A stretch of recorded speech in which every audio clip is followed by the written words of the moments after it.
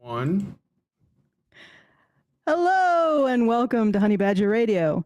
My name is Allison and I will be your host. And with me is Brian, and we are doing Maintaining Frame number 103.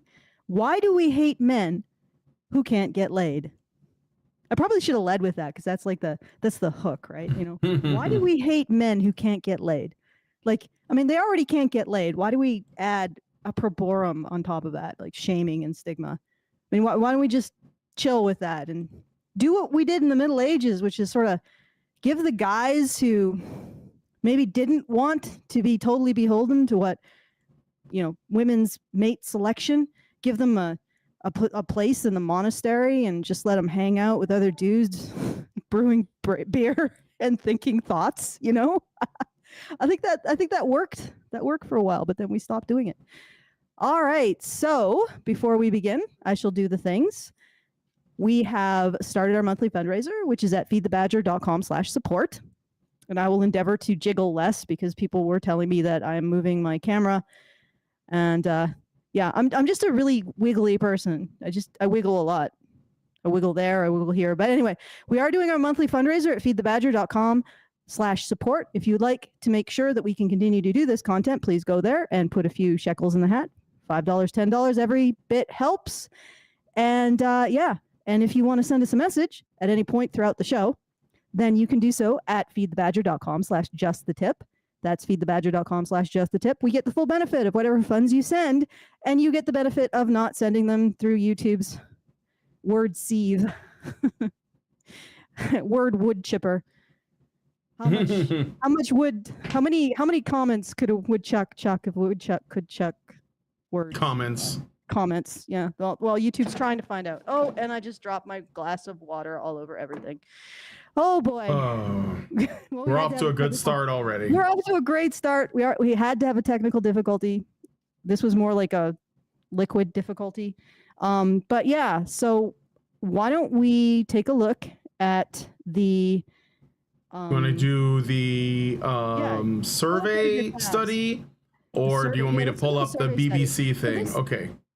This so we're looking at that. Essentially a survey of incels. If you don't know what incels are, those are involuntarily celibate, mostly men now that they apply to. I think it's almost exclusively men. Yeah, when they refer to it. Yeah. So essentially, it's men who are not attractive to women. Let's just put it that way, and have not managed to develop a relationship with women. And we have, as a society, chosen to sort of vilify them. And we have lots of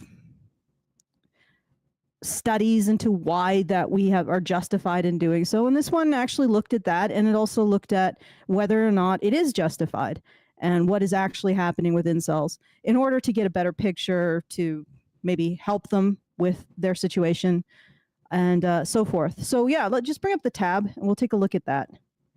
Yeah, I have it up. Or do you want to do the BBC thing? I'm sharing it now. You should be able to see it, right? The BBC thing. Let me see. Okay. Yeah. No. This is the incel ideology study. No, I see it. There's okay, you see it. I am sharing it. Okay. All right. So incel ideology, radicalization, and mental health, a survey study. Yeah, why don't you start reading that? To have a read of the abstract, and I will go deal with liquid issues.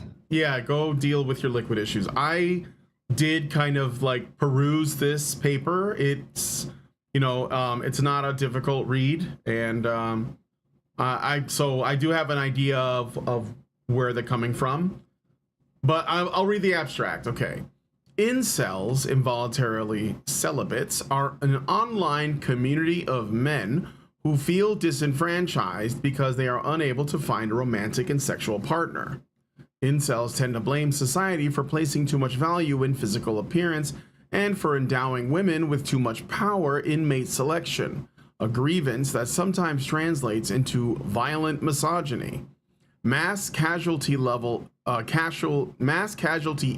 attacks have led the security services in the US, Canada, and the UK to classify incels as a violent extremist threat. However, little empirical research is available to inform the understanding of incels or to qualify their potential danger to the public. So ultimately, they're saying this is the narrative around them. They are considered by the security services in the US, Canada, and the UK to be dangerous and extremists, but they also acknowledge that there isn't a lot of research that is empirical that will actually, demonstrate this in a way that people can see. Like, it doesn't qualify the claim, which is honestly really charitable to start off. Filling this gap, this study presents an important empirical datum by reaching beyond media headlines and online activity to assess incel ideology, mental health, and radical intentions through in-depth surveys of 274 active incels. 274, not a large number, but probably all they could get, because incels probably don't trust the media, and they don't trust academics, and they don't trust people conducting social science studies. And why would they? Most incels in our study reported mental health problems and psychological trauma of bullying or persecution. Incel ideology was only weakly correlated with radicalization, and ideology and radicalization were differentially correlated with mental health measures.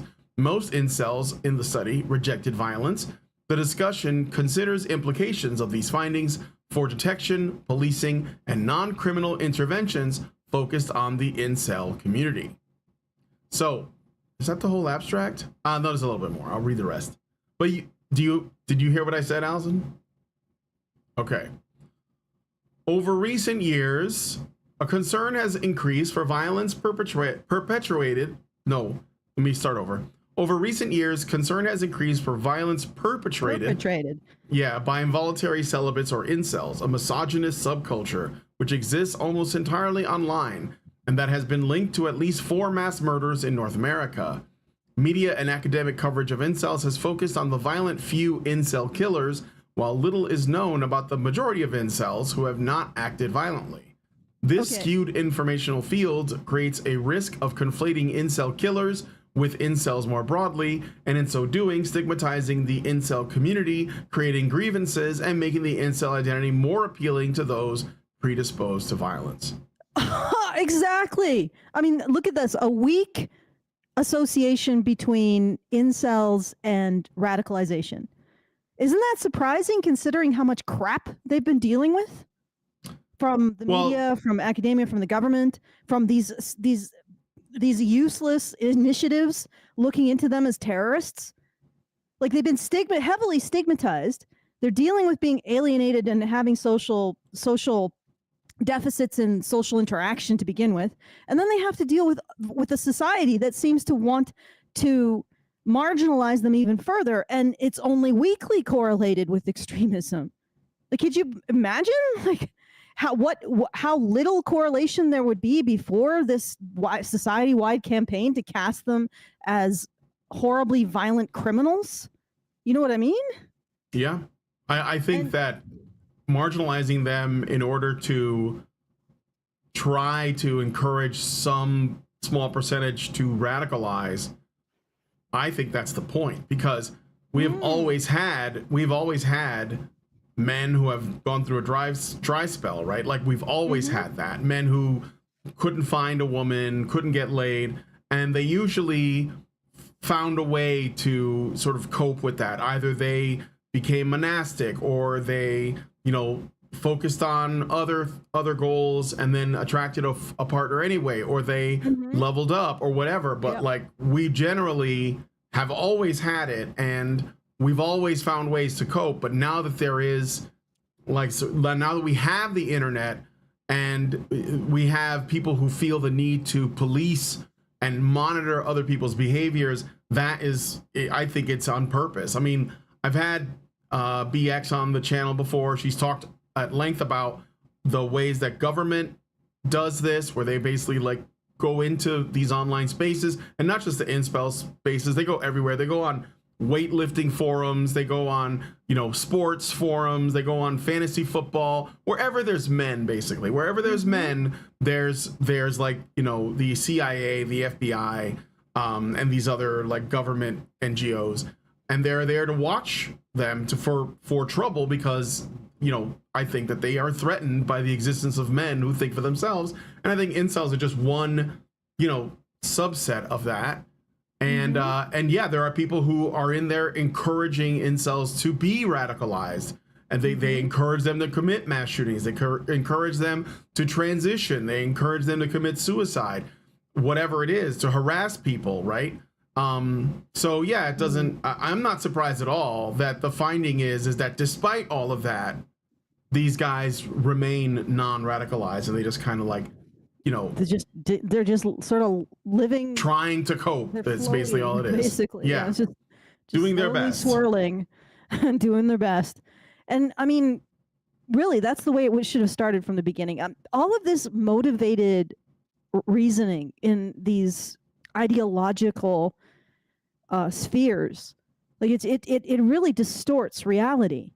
Like for example, I've been looking at how much feminist academia has corrupted the research around domestic violence and sexual assault, and it's all because they have motivated reasoning.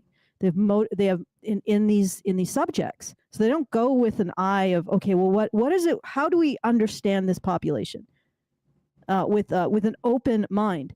They go with a particular narrative that they want to maintain, and that narrative is men use domestic violence and sexual assault in order to maintain patriarchy. And essential to that narrative is to render female perpetrators and male victims as invisible as possible. And yes. And because of that, almost all of the statistics around domestic violence and sexual assault are corrupted.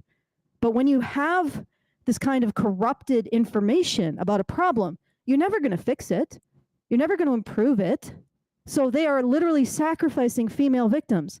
Like, again, I care about male victims too, but the thing is that they advocate for female victims of domestic violence and sexual assault, but by corrupting the data, they're ensuring that they never reduce the number of female victims, at least not through their interventions. Maybe society-wide changes will, but they won't. And it's astounding to me that they get lumped in with people who actually advocate for victims at all, male or female, because they don't. Feminists do not advocate for female victims of anything. Yeah. They don't help female victims of anything. I'm going to go and say that. It may be a side effect sometimes of their advocacy for feminism, but for the most part, they're out for their ideology. And they're out for what their ideology gets them materially and in terms of financial resources, attention, control, clout. And it looks like this is the same sort of thing that's happening with the incel community. There are ideologically motivated researchers going in and trying to shape this community into whatever will justify giving them money and clout. And it's actually really despicable. Like I think it's despicable. Yeah, I think it's actually a lot of the same people with the same ends too. Because if you want to effectively erase male victims of domestic violence, you have to erase male victimhood everywhere. So anything that even stinks of or has a whiff of a man or a narrative that counteracts the predominant narrative of male privilege, you have to conceal it, distort it, invert it, problematize it, pathologize it, whatever. And I think that's what they do. I think it's the same people, honestly.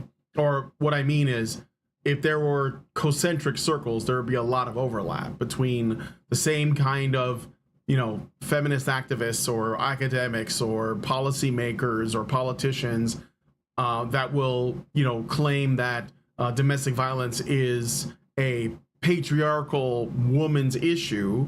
They follow the Duluth model and all that. I think those are mostly the same people who would say incels are dangerous terrorists. So that, and it's the same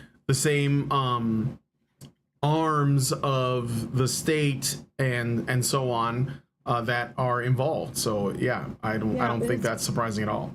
And it is fascinating how we prioritize pushing this particular narrative over any other kind of situation. And it's astounding how much the feminist narrative has captured Yeah. the Well, narrative around these problems, mental health, and yeah. also domestic violence and sexual assault. But I mean, we've digressed. Maybe we should continue reading. Okay. So, you want me to finish the abstract? Okay, let's go back Yes, to. let's finish the abstract. So when we're ready to talk about something, let me know and I'll switch scenes so it's like just the two cameras and not Okay, sure. like including the paper. All right. Gotcha. This paper aims to begin filling this knowledge gap by reporting results of an online survey of 274 incels. Questions on the survey assessed beliefs, attitudes, violent thoughts, and intentions, as well as personal history of trauma and mental health issues.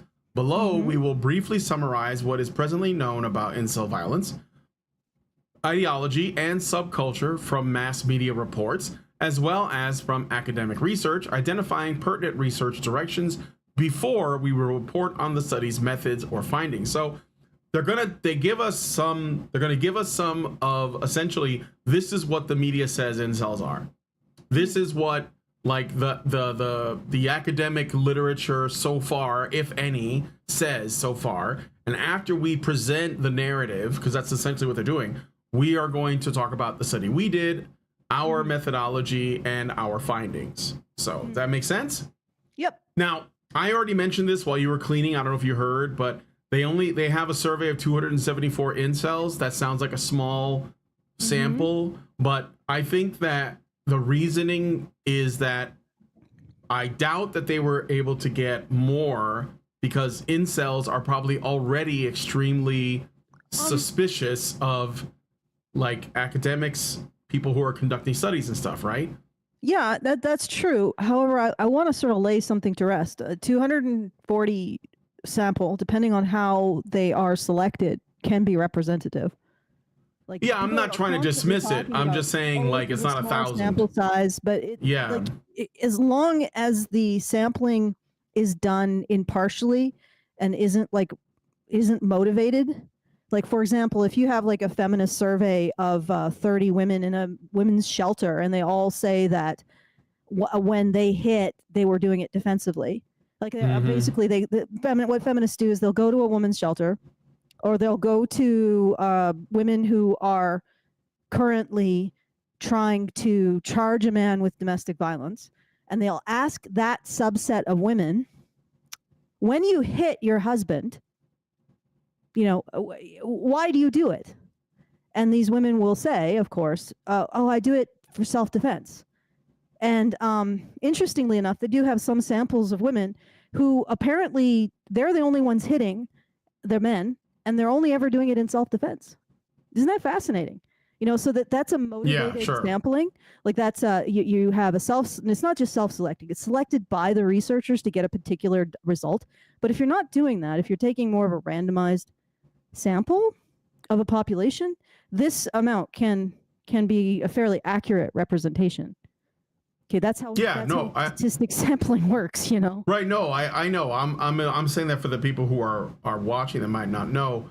But I also think that like if they could have gotten more, they would have. And I think that a lot of the guys on the Incel forums, they don't trust the media. Why would they? Right? They don't trust researchers. They've probably come forward many like in previous studies and said, oh yeah, I'll give you my point of view. And this is like literally men talking about their feelings, and they get thrown under the bus. So why would they come forward? So I'm actually surprised that they got this many willing participants. So, but anyway, all right.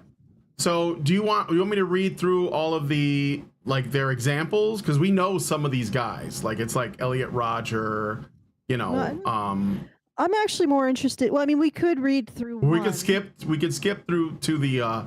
We could do this one, Incel Killer Jake Davidson. We could then read this bit about the black pill ideology, and then skip ahead to the other stuff. I think what's interesting is how they analyze basically how the researchers in the field that are ideologically motivated have classified so-called incidences of incel violence. That might be interesting. I think it's after we do the case studies into the two alleged incel killers. Do you want me to jump ahead to yeah, sure. Jump ahead? Okay, let's see. The black pill ideology, the incel subculture. I think we understand this because we talked about it many times. Yeah. Find Well, existing research. This one right here, right? Yeah. Existing research. Okay. Hoffman, Ware, and Shapiro identified 14 cases of violence with, quote, incel ideological influences, end quote.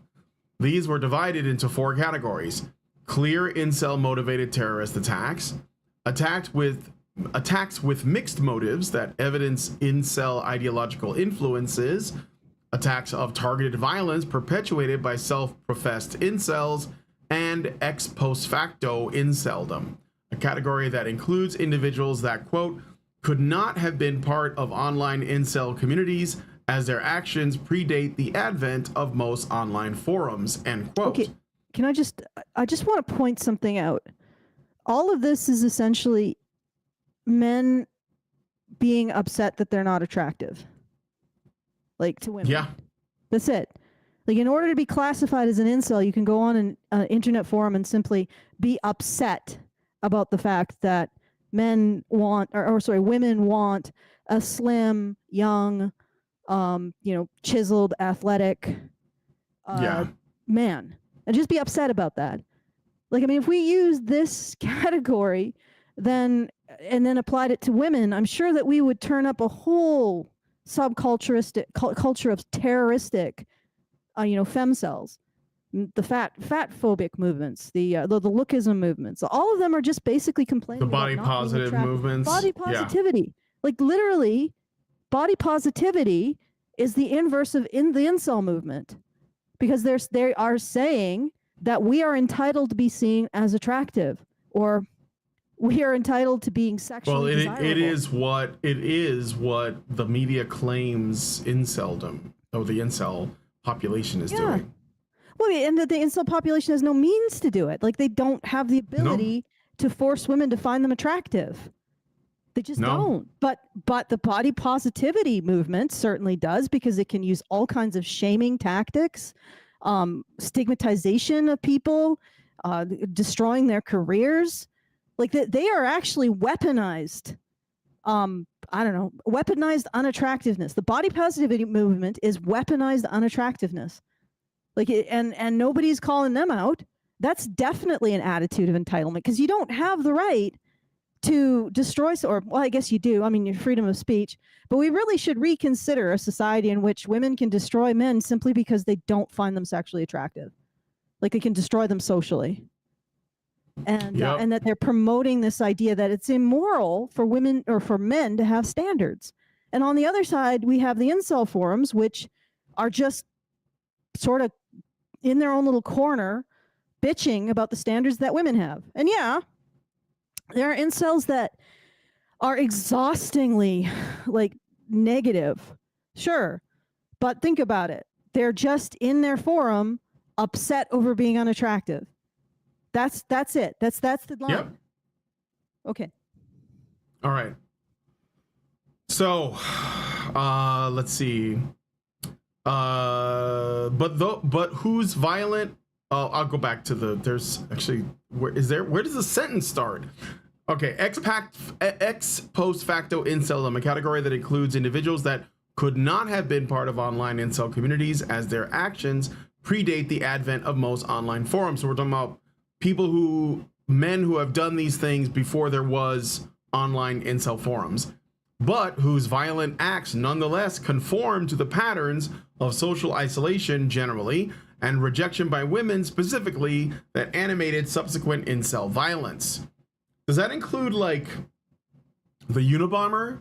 Wasn't he kind of a recluse guy that ended up blowing up a building, or what? I mean, like, what? Because they say this is before, like, so basically, if there was a man who committed an atrocity and it was learned after that he didn't have a girlfriend, then that could be attributed to being an incel, right? What about Guy Fawkes when he went to, like, blow up Parliament? Was he, like, single at the time? Like, I mean, I got a better one.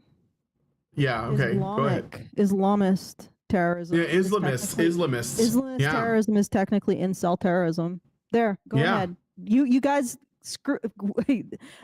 try to square that circle there, buds. So incel terrorism was an inside job, is what you're saying. All right. Anyway, let's move on. Too soon? Okay.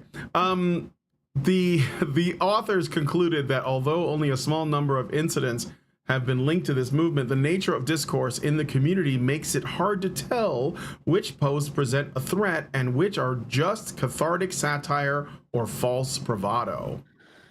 But why would we try to figure it out when we can just say it's all inceldom? Okay, can I just point something out? Yeah.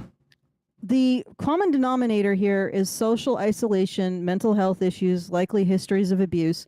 Why don't we just give men services tailored to how men process these things to help them overcome their issues? And then you're also dealing with the suicide epidemic and the epidemic of boys failing in school and dropping out of the workplace, like all of the quiet quitting that we're seeing. Like, you don't have to just, this seems like the exact opposite. I keep coming to this conclusion that the people who have control over dealing with these issues are doing the exact opposite of dealing with them. They're in fact making them worse. Yep. And in some case, aggravating to the point where either nothing is resolved or they get worse or violence happens. Like, this is the ministry. Whatever government organization is dealing with this is like the ministry of making everything worse. Yeah. Yeah. I mean, they don't even like want to talk about it until like they're hurting like other people or potentially hurting other people. Because when they're just dealing with themselves, there's no studies being done, at least not a satisfactory one. They're just saying, well, they should talk about their feelings more. They're just using it. Essentially, they're using this violence as political talking points, just like they use black men being shot by police as political talking points, but they don't care outside of that.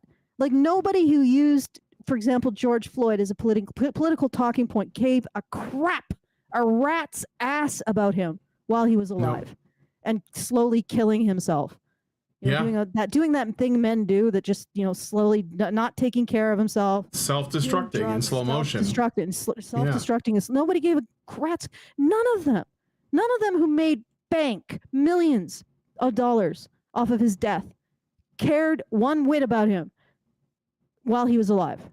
None of them. And it's just like this with the incels. They don't care about incels except maybe to apparently poke them and see if they'll do a violence. Will you do a violence? Poke, poke, poke. Will you do a violence now? Poke, poke, poke, poke, poke. Okay. Do a mass murder. All right, back to this. Oops. All right. Other researchers use. Would you chill out? Other researchers use text-based analyses of incels' online communication on social media, mainly Reddit and other popular incel discussion forums.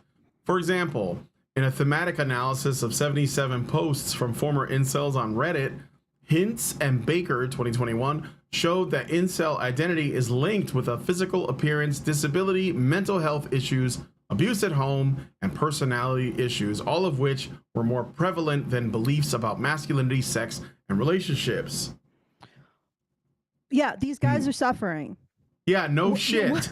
We're surprised that a group of men who is marginalized from society, suffering personal abuse, suffering mental health issues, has a small number that go on to engage in any kind of violence, probably mostly against themselves. Like, this is like what I've been saying from the beginning about them. That it's like, yeah, they probably are, they feel like they're physically unattractive. They have disabilities. They have mental health issues, and they're aware. This is the truth of it. Okay, they are aware that puts them out of the gene pool. Like, the overwhelming majority of women, no matter what those women look like, right? No matter what their number is, will reject these men outright. Mm-hmm. So they know that, and they're just sort of like, well, this is my reality, and it doesn't make it easy.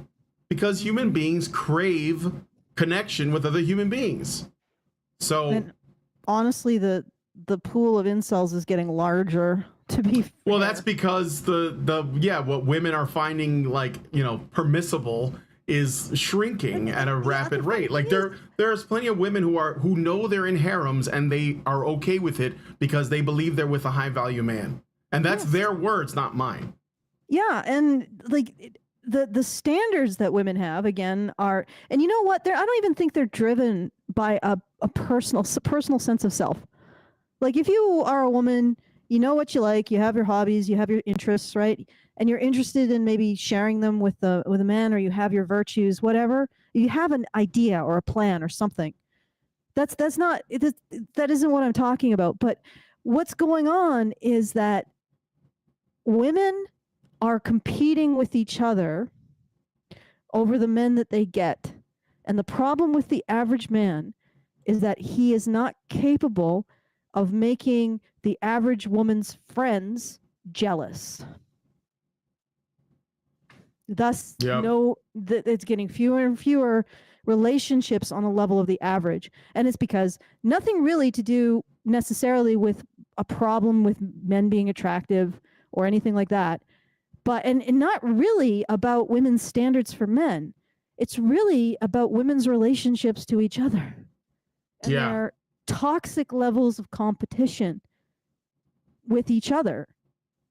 And that we can't we have no means to call that out and calm it down and quell it, because we can't hold women to a standard. As soon as we do, the feminists come marching out and say misogyny. It's like, and that actually makes women's relationships with each other deteriorate. I remember a while back we reviewed one of Hannah Cox's videos, or the feminist video, and she was complaining about a woman who was very sad because she didn't feel like she could have relationships with women because they were backstabbing and they were, they had these competitive stuff, and they were basically overwhelmingly determined by jealousy and envy. And she was just expressing how upset she was over that. And Hannah Cox laid into her. That's like, but it is a problem. Because when you don't hold women to any kind of standard in their relationships, that includes their relationships with other women. How are you supposed to enjoy relationships with other women when nobody is telling them, oh, don't be a bully, don't engage in toxic competition, don't gossip, don't backbite, don't backstab. These are behaviors that are unacceptable in your relationships. I mean, nobody's allowed to say that anymore, except in maybe more like fundamentalist Christian communities or more traditionalist Christian communities. So nobody's addressing it. So we now live in a society which is being driven by absolutely toxic female competition that results in more and more misery for women. And men are just on the sidelines watching this. And occasionally a woman will stand up like this, like, how cats get into a kerfuffle and they turn into like a fur ball. All these women are like in a freaking football field in a fur ball, just, and occasionally two stop. And then like there's like men just on the sidelines looking, well, what? And then occasionally a couple women stop and blame men. It's your fault. It's like, no, this has nothing to do with men. It has absolutely, every time a woman stands up and says, men aren't living up to our standards. No, that's not what's happening. What's happening is that your standards are based on competition with other women.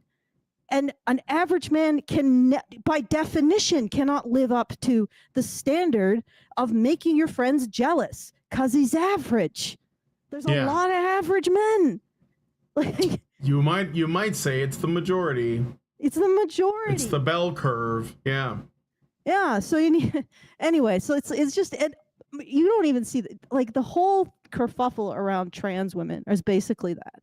It's basically two groups of feminists in a fucking furball, hissing and scratching at each other and occasionally stopping and blaming men. And men are like, what? Yeah. What do we do? Yep. Okay. All right, let's get back to this. All right, so another study examined narratives that emerged from incel online posts revealing perceived discrimination by physical appearance and masculine entitlement over women. Studies that use quantitative and qualitative textual analysis and automatic profiling techniques observed misogyny, homophobia, and racism in incels' online postings in discussion forums. Incel online discourse has also revealed experiences of depression, hopelessness, suicidal ideation, and violent fantasies about grape. However, it is not clear whether highly radicalized online discourse characterizes the incel community as a whole, or is instead a salient representation of a small radical subgroup of incels.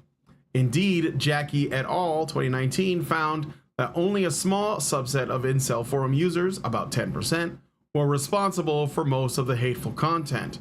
And that's not even like criminal. That's just like the content that that person found, you know, troubling. Somebody should like hang around my place for a minute. You'll probably think that, you know, want to call the cops on me. Similarly, Bayel et al. 2019 also found that an extremely active small group of users were responsible for a disproportionate amount of output. So there's another thing. So you have like the number of people on the forums, and then you have the people who are, you know, probably a majority of them are like lurkers that don't post often, if at all. And then you have a tiny percentage that say the most stuff. And that tiny percentage within that group is a much smaller subgroup of, you know, of users that might say like really radical stuff. And of course, that's not the way these things are reported, but that's generally how all of these online spaces work. You get a majority of lurkers, and then there's a minority of people who comment frequently or post frequently, and then you have within that a tiny percentage of people that might say something crazy, like use more gamer words. More generally, while studies of incel online activities offer important clues about incel subculture, ideology, and mass psychology, the online medium limits generalizability of these findings. I got through that. Online personas may differ dramatically. Yeah, I know that word looks scary, and I just walked right through it.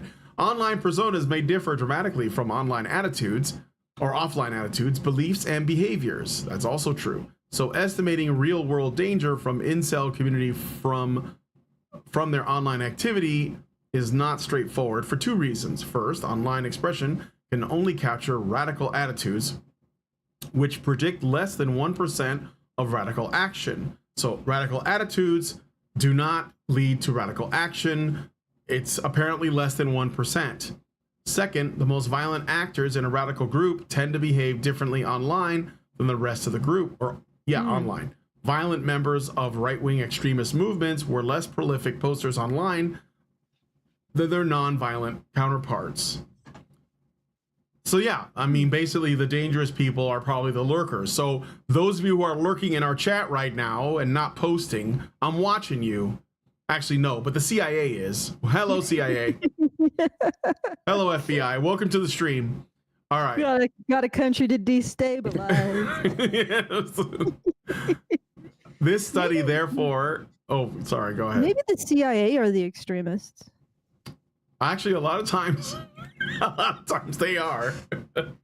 A lot of times they are. I believe that there's Charles Manson was like, I believe Charles Manson was like an asset, and Puff Daddy too. So yeah, probably pretty radical. I don't know, but anyway, one more paragraph, okay?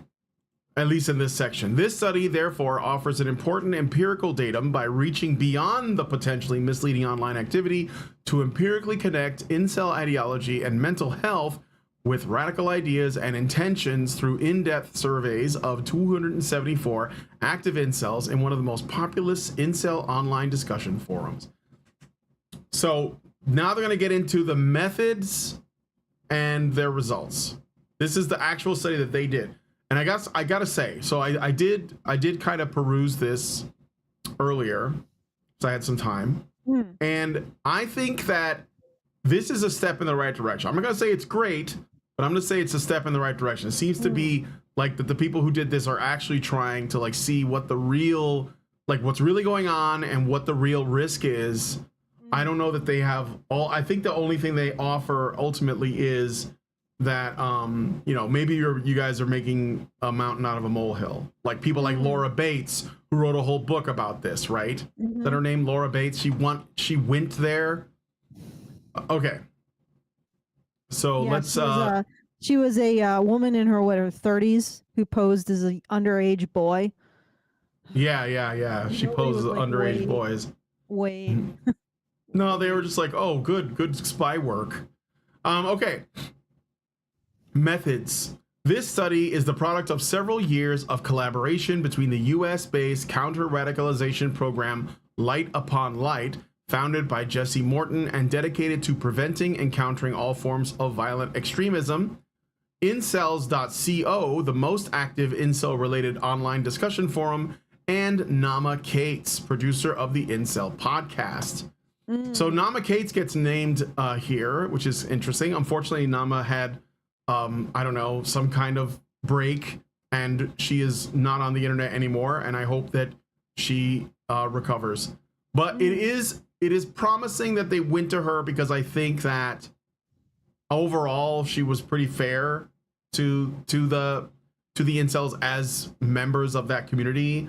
And I've listened to several episodes of her podcast, and I think that it's one of the less histrionic coverage. You know, it's the lowest.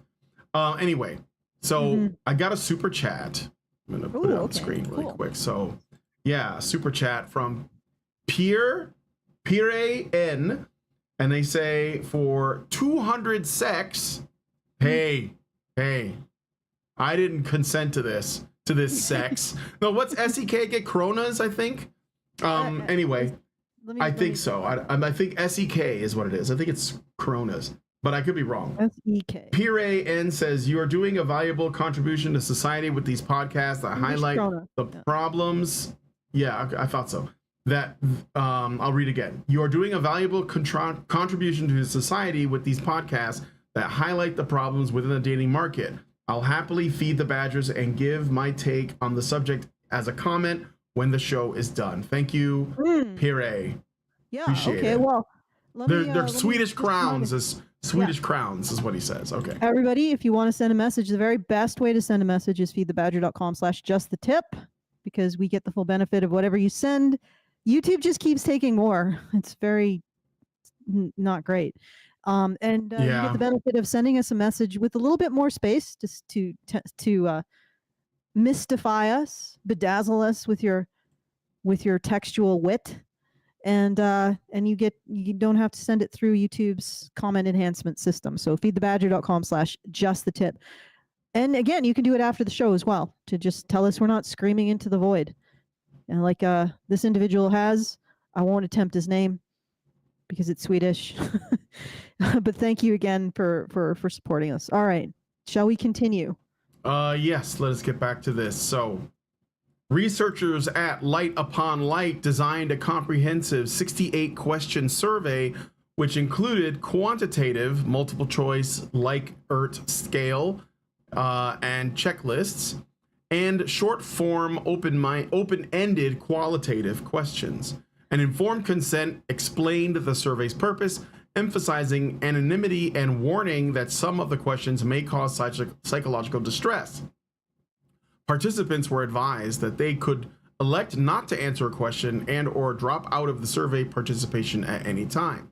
They were provided with links to Light Upon Light's confidential helpline number and contact information for the researchers. After completing the survey, participants were given the option of participating in a random raffle of 4 gift cards, one for $50, 2 cards worth $25 each, and one $20 voucher from GameStop. Let's go, GameStop. I'm an incel. I could use $50. I'm kidding. Okay. It was a raffle, so, you know. This just occurs to me that this is actually a fairly gentle surveying, it sounds like, as opposed to like a lot of the new feminist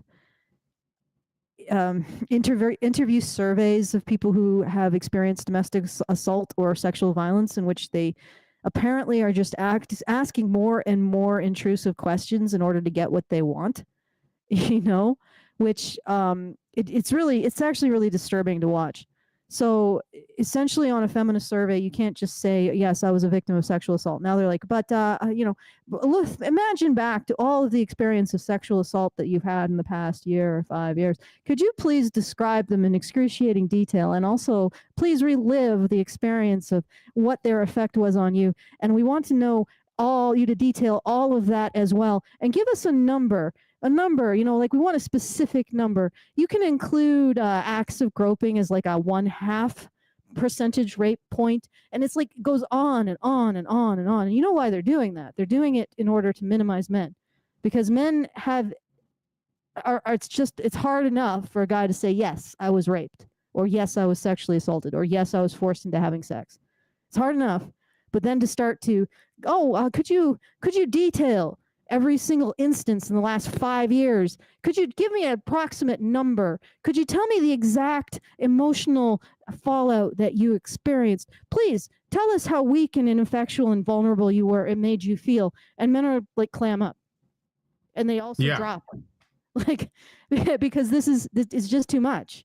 It's too much. And it's certainly too much to ask when you're using female interviewers. And this is another trick that they do. But I'm just saying this seems like it was much more gentle, shall we say. Yeah, I think they were legitimately trying to get data, and I appreciate that. So the survey was posted to the incels.co forum website with an invitation for adult forum members that self-identified as incels to participate. The survey ran on incels.co from December 7th of 2020 to January 2nd of 2021. Wow, right before the attack on the Capitol. Results: SPSS statistical package version 21 was used for all analyses reported below. In total, 311. What? Okay. All right. No, you can read all of this. I mean, all right. The people can look it up as well to just investigate, because I think really what's important, and I do appreciate how like they obviously took pains to write this in a very clear way that's accessible to people, which is really good. We can go through like the demographics. I don't know. Yeah. Well, we could look at it briefly. I mean, I don't know. I think these might be interesting. Interesting like stats to look at before we get into it. But I did get another super chat, so let me just read that one out really quick. R-Man gives us $20. Thank you, R-Man. Very nice. Very nice. Here, I'll just give you one of these right Language. Now. All right. And he says, I always catch Badger live streams and videos when I can. I've been watching you for a few years now, and thanks for everything you all do. Has there been any new update on having Erin Pitsy on? I have to email her still, but I'm going to. So I'm thinking about bringing back the classics, like getting on Erin Pitsy again, and Harry Crouch, and people we haven't yet. Well, I had Paul not that long ago, a few months back, but I could see if I can get him back on again. So yeah, like I just want to get Erin Pitsy. You know, just as an aside, one of the things that made me think about getting Erin Pitsy on was there was this little viral short video after Erin Pitsy won an award not that long ago. She won an award, like some kind of lifetime human rights award or achievement, right? And Gerard Butler. Do you guys know who Gerard Butler is, Allison? Do you ever see the movie 300? The guy who plays King Leonidas. He's the guy who plays King Leonidas on that movie. Okay. He's the main character. Yeah.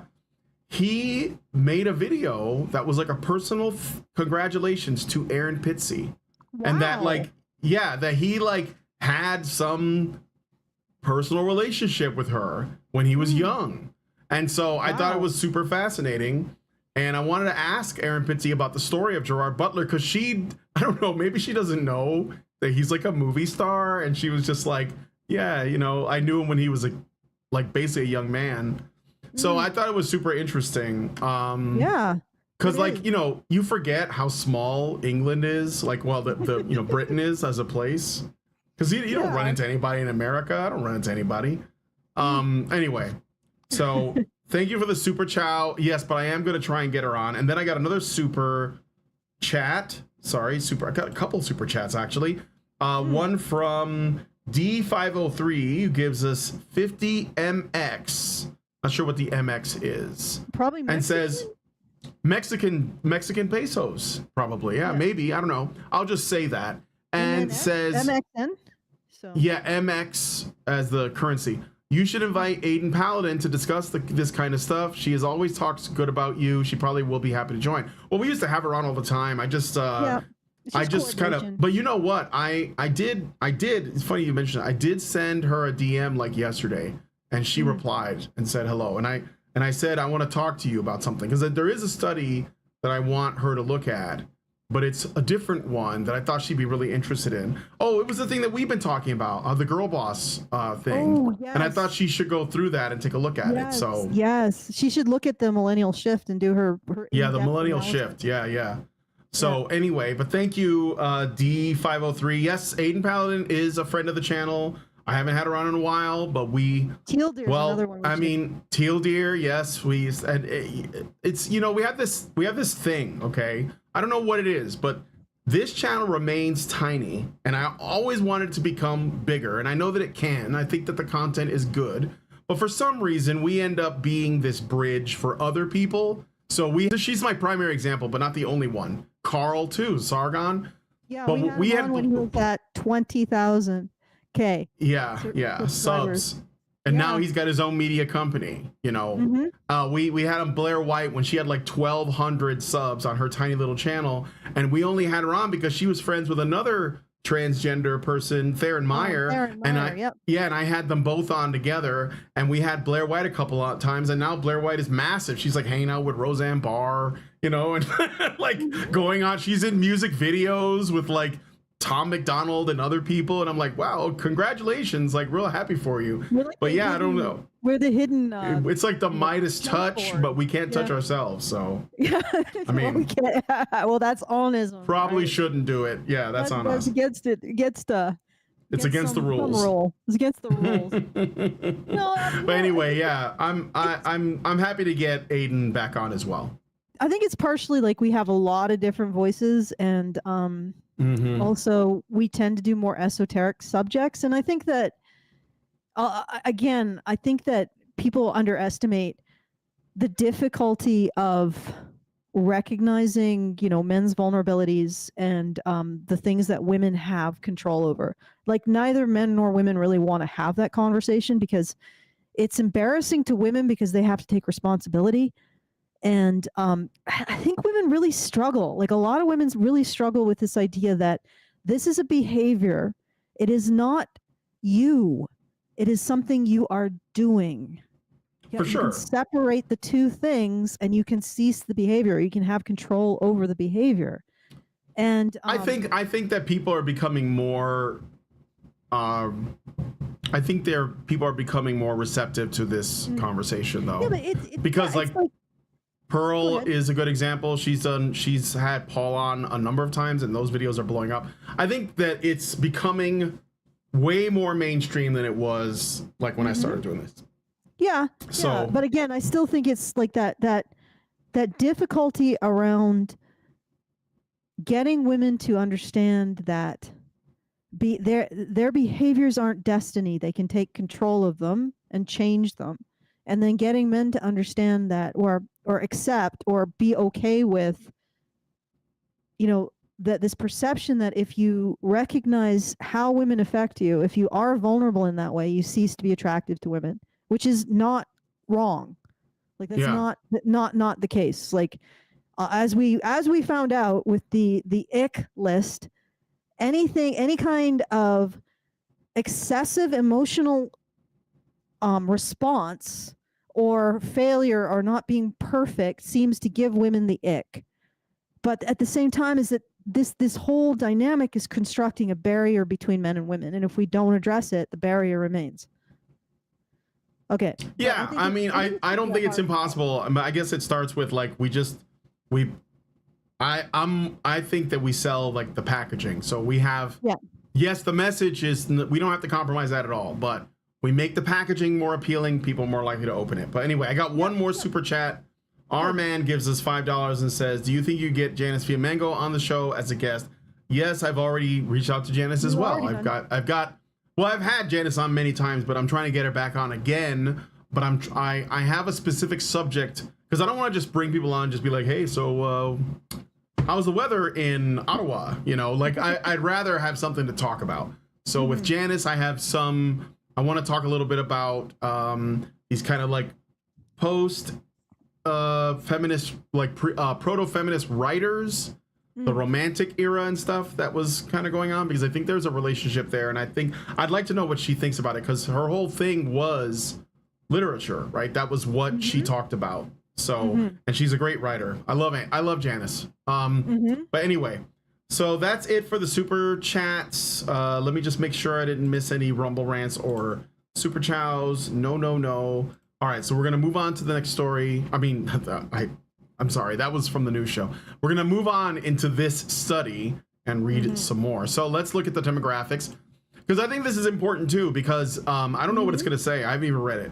But there is a narrative that the incel community is all like straight white men, and I know that's not true. It's just like, because I know, like, but that's the narrative. So this is important. Participants' age ranges from 18 to 69. Wow, that's some older guys there, with a mean of 24.84. The majority, 147 people, which is about half, were white, Caucasian, 28% were Asian, 24% were black, 20% were Hispanic, 19% were Middle Eastern, and 36. Oh no, I'm sorry, the number, I'm reading the wrong thing. 10% were Asian, 8% were black, 7% were Hispanic, about 7% were Middle Eastern, and 13% were mixed or other. So that okay, again, this should shake down the idea that it's minority men, especially like guys that are like Indian. I think that they're having like a really hard time, and I think that they make up a significant number of people in the incel movement. And when they don't say Indian, but they do say Asian, and I think Indian men count as Asian, so that's probably why they're using the word Asian and not Oriental or something. So religious beliefs. What? This is probably from a white majority country. So yeah. It's probably the West. It's probably a Western country, because they're getting it from incel.co, and it's probably majority like American, English, like British, European, Canadian, American. Religious beliefs. The majority of the participants did not have a religious affiliation. Thus, 36% were atheists. 61% did not have religious. 36% were atheists. 25% were agnostics. Christians were 19%. 5% were Muslim. 4% believed in Hinduism or Taoism. Jews made up 1.5%, and 8% believed in some other religion, like they were Odinists or warlocks, or, I don't know, they worshipped the Okami, the Amaterasu, the goddess of the sun. So something else. Interesting, I think, anyway. Gender and sexual orientation, 272%, 99% were male, and the others did not answer the question. So who knows? They probably didn't feel comfortable answering the question. Okay. Almost all, 94%, said they were heterosexual.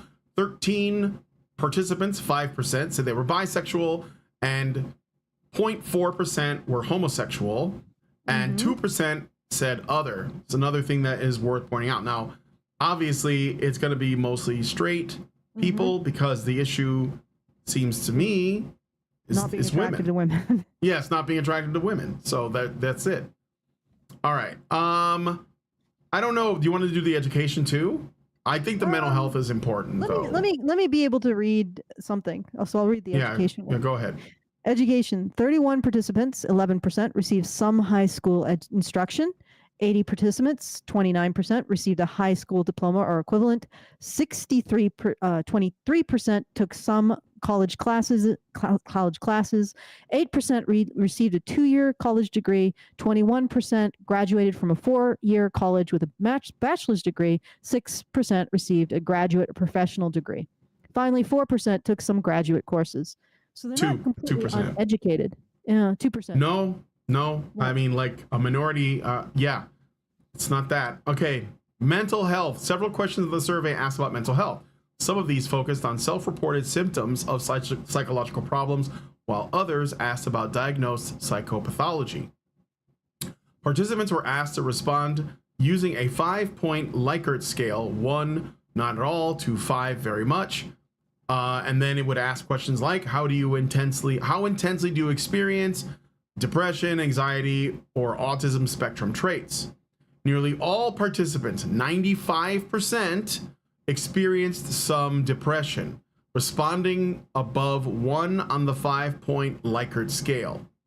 The mean intensity of depressive symptoms reported by participants was M 3.8, SD 1.2. Mean intensity. Similarly, nearly all participants, 94%, reported some anxiety. The average intensity of self-reported anxiety amongst participants was M 3.7, SD 1.24. Finally, 199 participants out of 274, which is 74%, reported experiencing some autism spectrum traits. Participants' self-reported intensity of autism spectrum traits averaged at M 2.57, SD 133. So M is, I think, the median, and SD is standard deviation, if I'm correct on that. So on average, the median was about, essentially in all three of these, just about. If it's a scale of 1 to 5, then this is like the middle or further up in general. So they experienced depression, anxiety, and some autism spectrum traits. Participants were also asked whether they ever received a formal diagnosis for depression, anxiety, or autism spectrum disorder. Out of the 274 participants, 102, about 37%, reported having been diagnosed with depression. Similarly, 101 participants, about 37%, again, reported having been diagnosed with anxiety. Finally, 50 participants, about 18%, have received a formal diagnosis of autism spectrum disorder. Overall, 147, 56% of the surveyed incels reported not having ever received any formal diagnosis of mental illness. So I think that there's probably, just based on the number of participants, overlap. So a number of guys experienced depression, anxiety, and autism spectrum, traits, right? Like probably most of them have an overlap. And the other thing is that they are asking them to self-diagnose, but they also ask them if they saw anyone, and it looks like about half, well, actually a little bit more than half, have never received a formal diagnosis. Now, that's either because they don't trust therapists. That could be it. I mean, therapy isn't exactly welcoming to men, but it could also be that they just never thought to look into it, and they thought that what they were feeling and experiencing was normal. So, and it might have been, because I don't know how you can really, precisely diagnose that or assume that. So, what's interesting to me, okay, so we're going to be going into the section on bullying. So that's you want me to read that one? Because I think this you have a what? I haven't been doing much, so I'd like to. Oh, okay. All right. Yeah, let's go. You go ahead and let's talk about bullying, because I think this is this is important. This is critical. And exempting all the bullying that the media is doing to them and feminist academics. Bullying and persecution. Participants were asked, have you ever experienced bullying? Only 37 out of 274 participants, 14%, said that they had never experienced bullying. 177 participants, 65%, reported experiencing bullying as a child, ages 12 and below. 190, that is 69%, said they experienced bullying as a teen. Sorry, 69%. Got nice. A giggle. Ages 13 to 18, and 69. Oh my God! Hold on. Nice. Sorry. Said they have experienced bullying as an adult. To measure the compounded effect of long-term bullying, a scale was composed by adding the 3 variables measuring bullying in childhood, teenage years, and adulthood, with yes answers counting as 1 and no answers counting as 0. The resulting bullying scale ranged from 0 to 3. So the mean was 1.59. So most of the incels were bullied as children and bullied either as adults or teenagers. A separate question, or a substantial portion of them were, a separate question asked about persecution for their identity as incels. Have you ever been persecuted for identifying as an incel? Yes, no. Of 274 responses, 101, 39, reported a history of persecution, and the rest, 173, 63%, did not share this experience. There is a significant correlation between a history of persecution as an incel and a history of being bullied. So they show that the P is greater than 0.1. So there is a correlation there, such that those who have reported a history of being bullied were significantly more likely to also report a history of persecution for their incel identity. It's interesting because if you think about it, this could be considered itself a gender identity. Being a man who is not naturally, like, does not evince the qualities, the phenotype that is attractive to women. Yeah. And like if you think about it, like because I think that there's probably a really strong correlation between not being attractive to women and being a man who is more conscientious and neurotic, has higher neuroticism and emotionality. Because if you look again, if we think we have a thunk back to that list of icks that women had, being a man who was emotional, being a man who had failures of I guess it would basically be stoicism. So the men that women didn't feel the ick for were men who were almost always emotionally, they had a flat emotional affect. They were not feminine. You mean they were toxically masculine, Allison? Yeah, it's yeah, that's the unfortunate truth, isn't it? Like the well, it is. I mean, it is what is classified as toxic masculinity is stuff that generally attracts women while also trying to convince them that they should reject it. Yes, but it's like women want more of an emotional rock, right? They want something that they feel is going to be like a place of solidity and solidities. And if you aren't in complete control of your emotions, you don't give that sense of being a rock. And there are men who seem to naturally, like their masculinity and their natural, I guess, hormonal landscape and brain structure lends them very well to being that kind of stoic, not very necessarily affected, like strongly affected.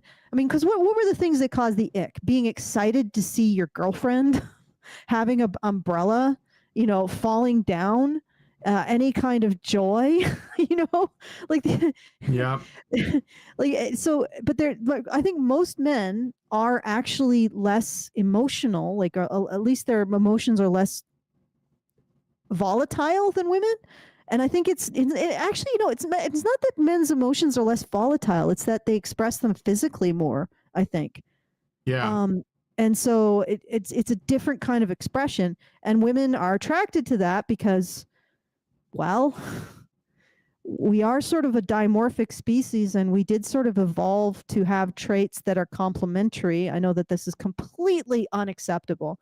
But then, the guys who are less able to embody that kind of masculinity, again, the guys who are high on conscientious, trait neuroticism, trait emotionality, they are, in a way, their own kind of phenotype off on their own.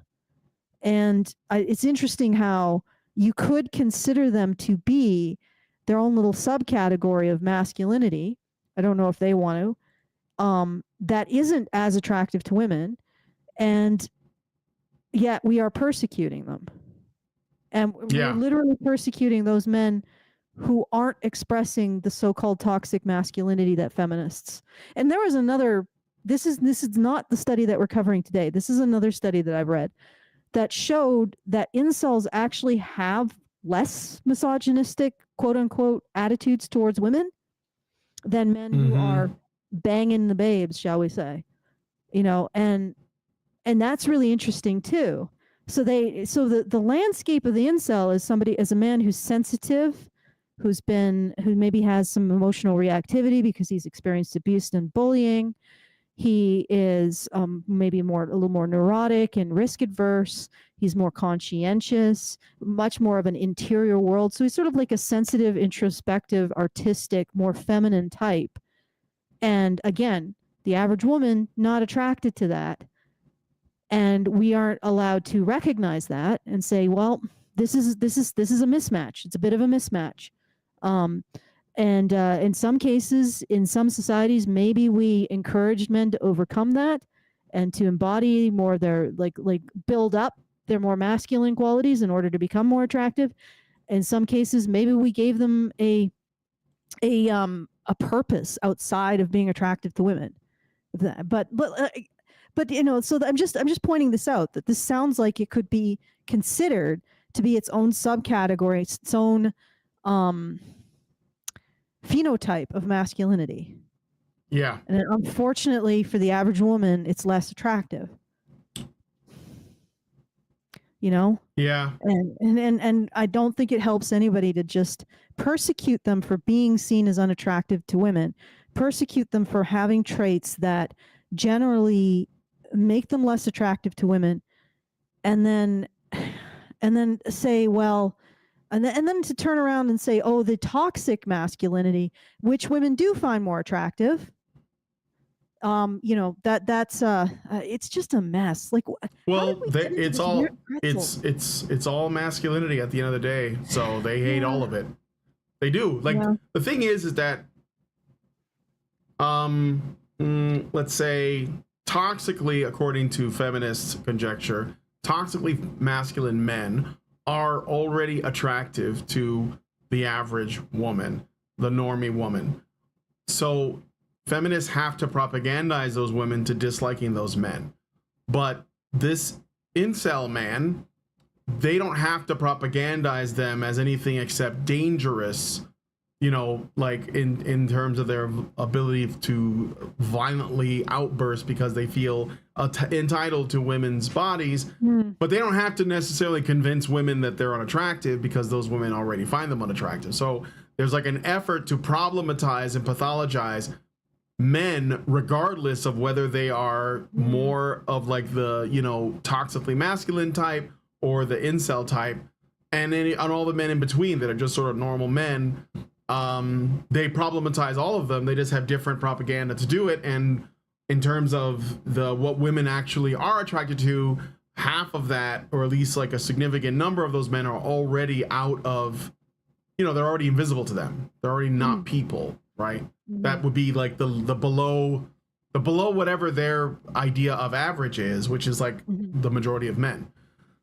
So all that's left is the top men, and the top men they're being told are bad for them. So, you know, it's whatever.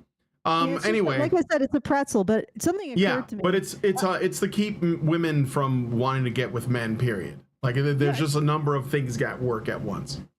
Yeah. But when you were talking about that, I was just imagining that meme of the white man and the black man shaking hands, you know, the arm. Oh, you mean the Predator handshake meme? That's yeah. Carl Weathers and Schwarzenegger, yeah. What incels and chads could achieve together. Join forces. Yeah. Okay. All right. But anyway, I got a Super Chow this time. Oh, finally. From the One Good Man. Yes, and he says, the One Good Man says, for $5, great guest suggestions. Have you ever had the Dadvocate on? No, but I'd like to. That's all I'll say. I'd like to, but I don't know if she would be willing to come on our show. But yes, I know who that is, and I've watched some of her content. All right. What else? Someone asked in the chat, how can I send a Super Chow? I think this is like somebody that's. So yeah, you should tell them. You go to feed. You have to give this. Put this. There's a link in the description. Yeah, there's a link in the description, but you can also do this. You can go to www.feedthebadger.com/justthetip. So it's all one word, no spaces, just the tip. Okay, and it's also in the low bar if you want. But I know that it can be hard to navigate to the low bar if you're watching us through shorts. So once again, feedthebadger.com/. There is something weird that YouTube does too, where it's hard to get to the low bar now while there's a live stream going. I don't know why, but they hit it. So Yeah, they've been doing a lot of weird stuff. We used to be able to send people like just have a link during the live stream, but you can't do that Yeah. now anymore. So Yeah. it's a little frustrating. But again, it is feedthebadger.com/just the tip. Just All put right. that in the URL. Help them out, chat. Put the describe it for them in the description without actually putting a link in. Make that a 'Cause bookmark. you can't do that. Can do that. Yeah. Because it does help us a lot to go through feedthebadger.com for funding, and it also you can bedazzle us or perplex us or concern us with a lot more text when you go there too, and it also doesn't go through YouTube, and they're very, I don't know, like sometimes YouTube is just, I don't know, things trigger YouTube and I don't know what it is. But it's the AI. It's the AI, yeah. Yeah. Okay. All right. So back to this. Yeah. So do you want a separate question asked about the? Oh, you already read that part. Comparing the incels. You want to do it? Yeah, I was thinking. Can I do it? Yeah, I would like to. Okay, comparing incels' self-reported and diagnosed mental illness with that of the general population. To compare self-report of mental health among incels in the study against a base rate of mental health self-report among adults, we used data from a representative survey of about 60,000 American adults commissioned by the Center for Disease Control, CDC, and collected at about the same time during the pandemic as incel data in this study, winter of 2020. The study used a 7-item measure of anxiety, generalized anxiety disorder questionnaire, and a 10-item measure of depression. I'm just going to bamf forward here. From the CDC survey of U.S. adults, the rate of self-reported depression was 28.4, and the rate of self-reported anxiety was 35.8. Both markedly lower than the rates among incels in this study. 95% for self-reported depression among incels and 94% for self-reported anxiety. Data from a representative national survey of about 39,000 American adults were used as a base rate against which to compare the rates of history of diagnosed depression among incels in this study. 20.8 reported a history of diagnosis of depression. That's in the general population. This was markedly lower than the 37% reported by the incels in the study. So 20.8% of the general population reports a diagnoses of depression. 37% of incels in the study reported diagnosis of depression. Data from a representative national survey of about 9,000 American adults were used as a base rate against which to compare rates of diagnosed anxiety disorders. So among the general population of U.S. adults, 28.8% reported a history of diagnosis of anxiety disorder. This was lower than the 37% rate reported by the incels in this study. So 28.8% of U.S. adults in this nationally representative study reported a history of a diagnosis of anxiety. 37% reported a history of incels reported being diagnosed with anxiety. So incels have a much higher rate of anxiety and a much higher rate of depression.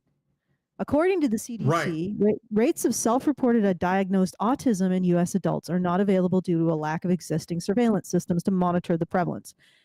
However, a study estimated rates of autistic spectrum disorder among U.S. adults based on existing state-based data for children and by adjusting for higher mortality rates among persons with autism spectrum disorder. According to this estimate, approximately 3.6% of male adults in the U.S. suffer from autism spectrum disorder. This is in contrast to the rate of diagnosed autism spectrum disorder in the sample of incels in this study, 18%. So in the general population, it's estimated that 3.6% of male adults suffer from autism. In this study, 18%. And this is diagnosed. Yeah, six times higher almost. Yeah. Rates of undiagnosed autism spectrum disorder have been found to be about 25% higher than the rate of diagnosed autism. Together with the estimate of diagnosed autism, this projects to the total of about 7% in the general population, suffering from both diagnosed and undiagnosed autism. So people who self-diagnose plus people who are diagnosed with autism in the general population is estimated at 7%. So still way lower.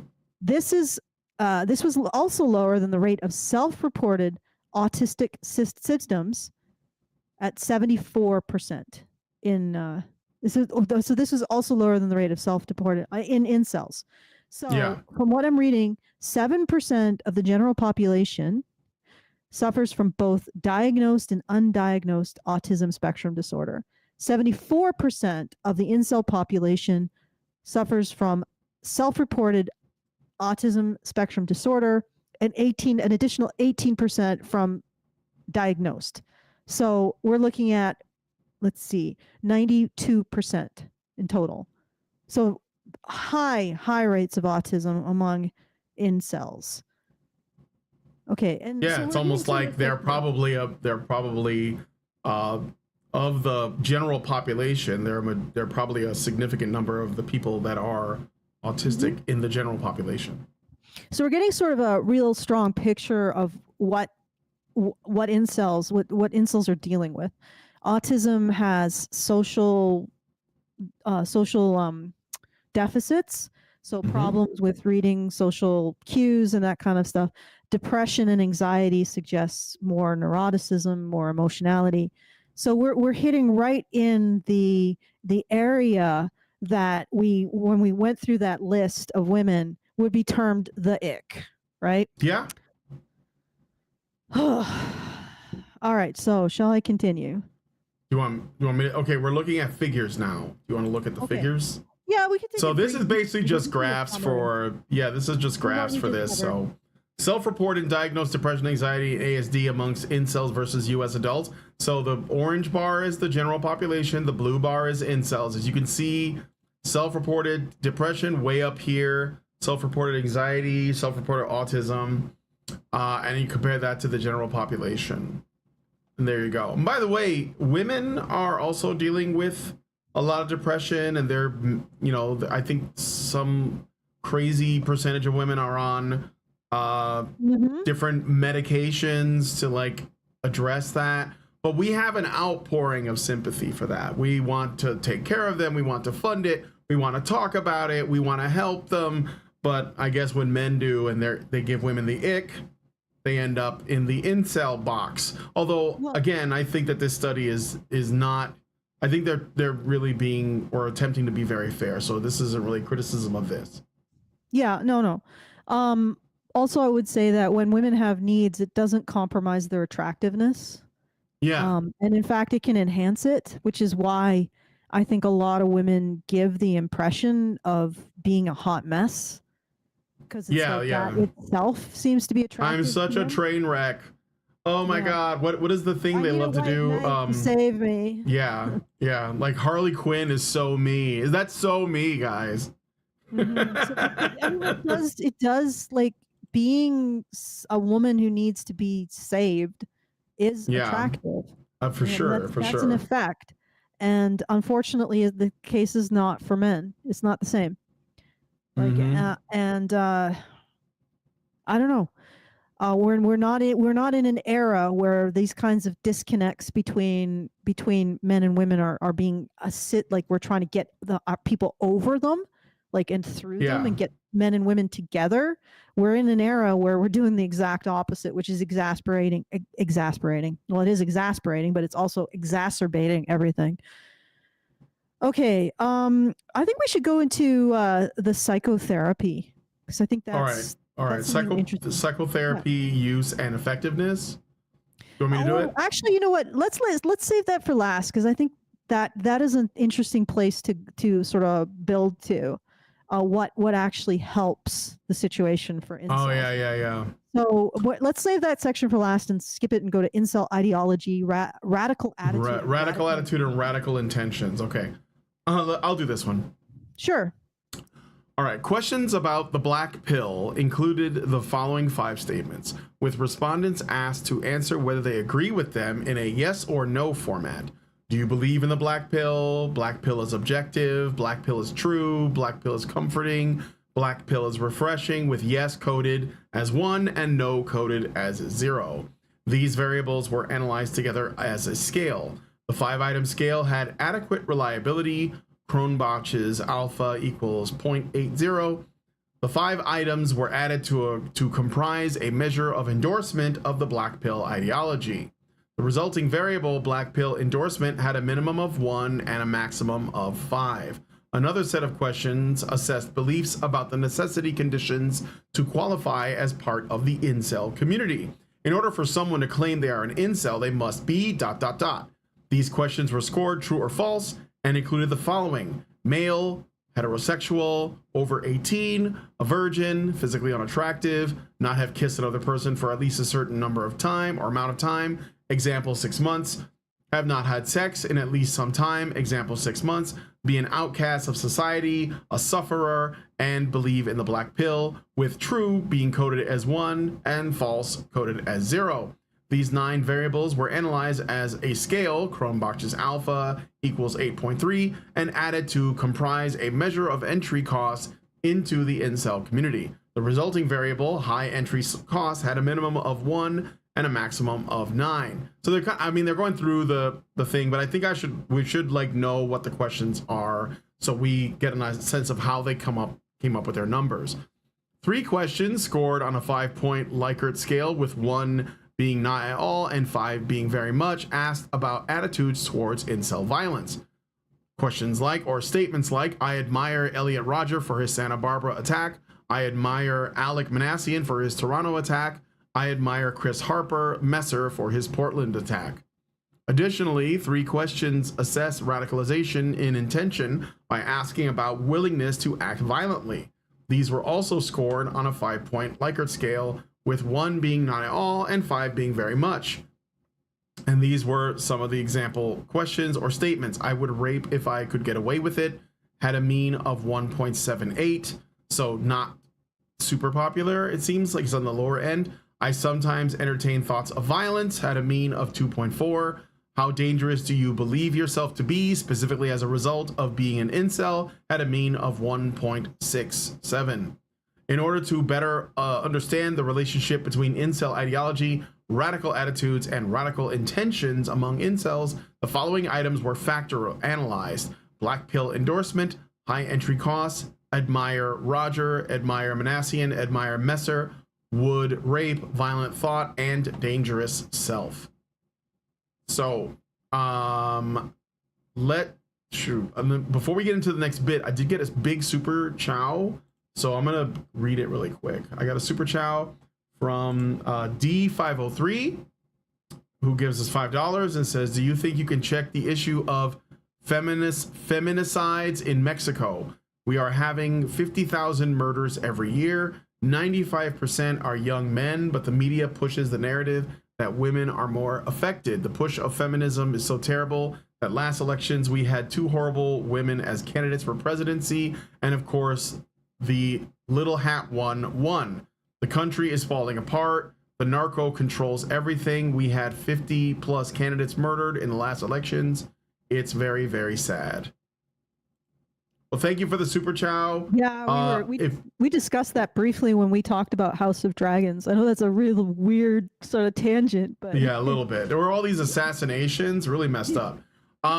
Crazy. Mexico's crazy, man. Like Mexico is like the real life Westeros. Yeah. No offense. Well, it is kind of gangster down there, but yeah, I mean, like if you have any stories, I will cover them on the news show or whatever. I would just need them translated to English. You can email us. You can email us, or you can join the Discord. Join the Discord and just put your ideas in our show topic suggestion channel. And do you have access to that when you're just in the free version? You don't need to be a patron. You have access to that just by going to badgernation.online and joining our Discord. And so you can just pop those suggestions in. It's very convenient. Plus you get all the notifications for the various shows that we do. We do a lot of shows. Like Brian does shows. I'm starting to try to do shows. Karen never does a show, but maybe we'll we'll be able to start putting content She'll out on our occasionally channel. up here on our channel. Yeah. Yeah. But yeah, so it's a great place that just brings all the content that we do together, has our resources, links to the papers that we cover, as well as some other resources and stuff. So, if you want to have additional resources in relation to these topics, I highly recommend going to feedthebadger.com, or not feedthebadger.com, badgernation.online, and joining our Discord. Go to badgernation.online to get into the free version of the Discord. Yeah. All right. I mean, there's also the paid version that gets you a few more perks, but the free version, you get access to the research that we're digging up and show topics. So you can suggest show topics, and also a community chat that people hang out in and chat about stuff. So there's plenty. All right. And again, at badgernation.online. All right. So let's keep Okay. going. Let's keep going. So again, thank you for the Super Chow. Additionally, I read that pattern already. Okay, so factor analysis using principal component analysis with Obleman rotation produced a solution in 3 iterations with 2 eigenvalues greater than 1. The 2 obtained factors were only slightly correlated.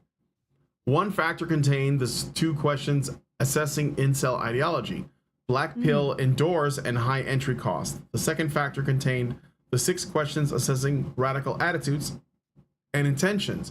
No item loaded on both factors with a loading greater than 0.20. With the factors neatly separated, and factor content easily interpretable, an average of the 2 items in factor 1 was computed to produce a measure of ideological commitment. The 2 item scale ideology had a Cronbach alpha 0.81. All right. Yeah, let's. Notably, the distribution of individual scores on these 2 variables, ideology and radicalization, shows a different pattern. Ideology is largely normally distributed and slightly skewed to the right, with most incels' responses clustering around the midpoint of the 5-point scale, and 70% scoring above the midpoint. In other words, most incels in the study were moderate to extreme in their ideology. By contrast, radicalization is skewed to the left, with 79% of incels scoring below the scale's midpoint. In other words, most incels in this study rejected radical attitudes and radical intentions, and only a small minority endorsed them. Figure 3 depicts the contrast between incel endorsement of ideology versus their endorsement of radical attitudes and intention. And here is the figure. So this is the ideology, and they're saying that they kind of go a little bit further to the right here. Again, we're talking about, like, what does it mean to be an incel, these kinds of qualifiers. How do you believe in the black pill? Yeah, and so that just means that they agree with what it means to be an incel, though. Yeah, exactly. That's what I'm saying. Like, it's not really that bad. Like, it's just them saying, yes, this is true, right? This is what it is. This is what defines an incel. Well, I agree with that. We all agree that that's what this defines it. So yes. They're slightly in agreement that they all, that mostly this is what defines an incel. Right. They're most, honestly, and again, it would be even more to the right, because it's not just definitional. Right, that's what I'm saying. This is an is, not an ought, and it's not like it's like like a school of thought or a movement. It's not that, right? It's simply men talking about their situation, and they're having mostly the same experience with some deviation. That's all. So now radicalization is probably a bit more ideological, and as you can see, very few, like, it's more way on this end, which is it just seems like a really sinister way to say, well, how do you define incel? Well, most people define incel in this way. Like, the incel ideology. It's like, well, no, this is just, do you agree with this definition of what it is to be an incel? Like the dictionary is not an ideological document. Jesus Christ. And I'm not like super calling these particular researchers out, because bless their hearts, they're trying. But seriously, you're turning an issue of how a word is defined into an ideology. Like, a lot of baggage there. Yeah. Okay. All right. So To summarize, factor analysis uncovered two separate factors, one containing variables focused on incel ideology, the other containing variables focused on radical attitudes and intentions. The two factors were not strongly correlated, suggesting that the incel ideology does not predict radical attitudes or radical intentions. Moreover, the distribution of responses on the radicalization scale, calculated using the factor analytic solution, demonstrated that most incels reject radical attitudes and intentions. Okay, so let's interpret this a little. So if you, what they're saying is adherence to the incel ideology is basically believing that there's a particular definition of what is an incel. So in order for someone to truly claim that they're an incel, they must be male, heterosexual, over 18-year-old, virgin, physically unattractive, not have kissed another person for whatever length of time, not have had sex for some amount of time, be an outcast of society, a sufferer, and believe in the black pill.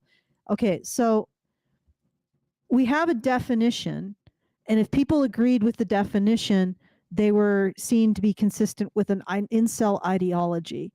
But that believing that an incel was somebody who was a virgin, who was a sufferer and an outcast and unattractive, did not actually correlate very strongly with any kind of radicalization. So with believing that you want to be violent or you want to engage in violence. That Elliot Rodger did nothing wrong or something like that. Yeah, that kind of stuff. So that wasn't consistent.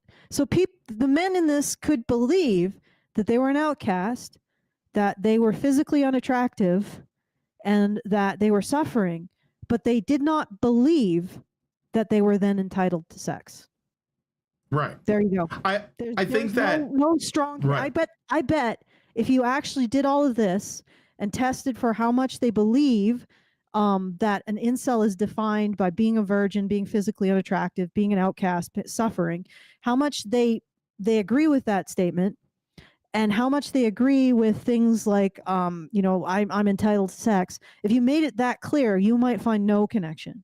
So in other words, and again, one data point renders a hypothesis false. One data point. And this is a strong data point that incels don't actually have a sense of entitlement. They aren't radicalized.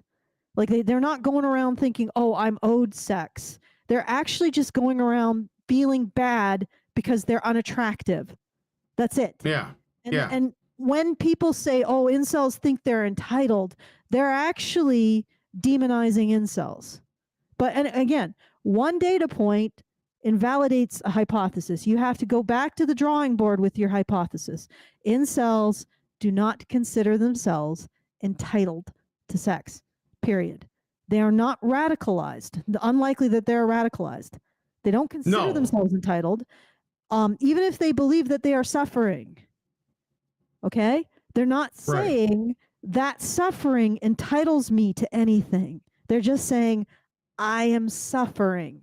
And people don't want to acknowledge the suffering of men. Therefore, they artificially conflate that with feeling entitled to sex, to the worst thing. Like they artificially conflate that to basically being rapey, right?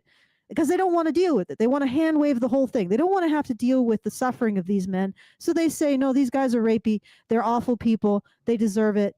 Hand wave. We don't have to care. That's what it's happening. That is what they're doing by saying all of this. And right now it's looking like this is really unfair. That you're taking a group of men who don't actually think their suffering entitles them to pretty much anything. And you're saying, oh, you're entitled just because you're expressing your suffering. And we're doing that because their suffering gives us the ick and we want them to shut up and go away. That's it. That's it. Ultimately, this is the dynamic behind all of this. Yeah. Okay. So every person who says incels are entitled is actually a bully. So, okay.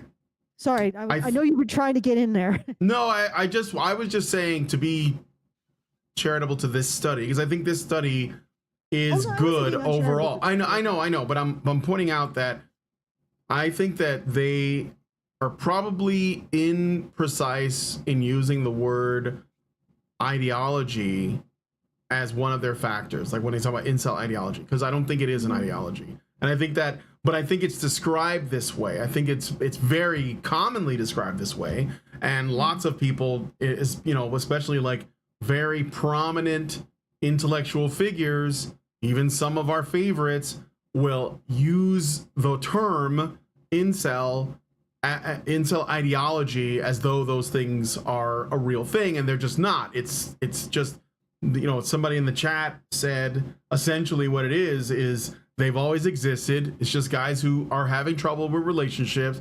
It's not rocket science, it's just reality. And we live in a time now where that percentage of men, that chunk of the population, whether they are experiencing, you know, the stuff that the guys in the study are experiencing or not, they are finding themselves alone and they are suffering, and that's all it is. And it's just that. And, you know, I think that we're like, I'm glad this study exists, but I think it's starting a conversation that needs to happen. We're a society that's very much defined by whether or not men are desirable to women.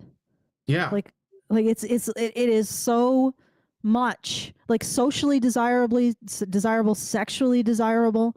Like there's no real room for men to be just simply out of the rat race when it comes to being attractive to women.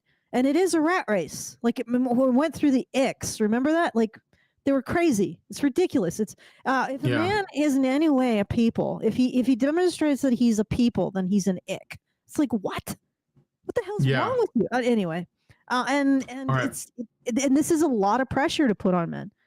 And there are some men who just, you know, are a little bit, they struggle a bit to rise to that level, and we don't help them by ostracizing them. Okay, so I'm guessing you want to keep going. Well, I mean, yeah, I want to finish. So trauma and psychopathy versus ideology and radicalization. To examine how history of psychological trauma, bullying and persecution, and psychopathology relate to radicalization and ideological commitment among incels. We can probably skip to the end of this, the analyses showed. Do you want to do the discussion? Oh, this part. Yeah, the analyses, okay, so they did the study. The analyses showed a differential pattern of correlations between ideology and radicalization and measures of bullying and persecution, as well as mental health measures. Thus, a history of being bullied and diagnosed autism correlated significantly with radicalism, but did not correlate with ideology. Conversely, having been persecuted as an incel and a diagnosis of anxiety were significant predictors of ideology, but not of radicalization. Finally, while self-reported depression and self-reported autistic traits correlated with both ideology and radicalization, self-reported depression was a better predictor of ideology than of radicalization, and self-reported autism was a better predictor of radicalization than of ideology. That's interesting. So it's sort of pointing the finger a bit at autism and bullying.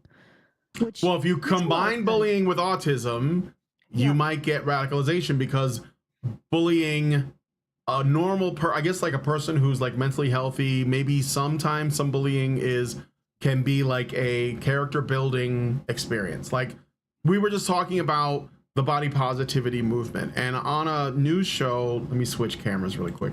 On the news show, I covered a story that showed that women, it was trying to make the case that love bombing is this like new kind of abuse that women could get from their partners or from interested parties. And while that's true, it left out some important things that I wanted to talk about, which was how women love bomb other women, or what I like to refer to as gaslighting, where they tell women that everything that they do is great and that they don't have to apologize for anything and that they're always fine the way they are and everybody's a 10, etc. And how that can be damaging, because, and that's what I think is going to happen. I think we already have this happening. There's stories of body positive women who are having heart attacks and they're getting sick at very young ages and they're dying, and it's because they got lit into essentially a grave, an early grave.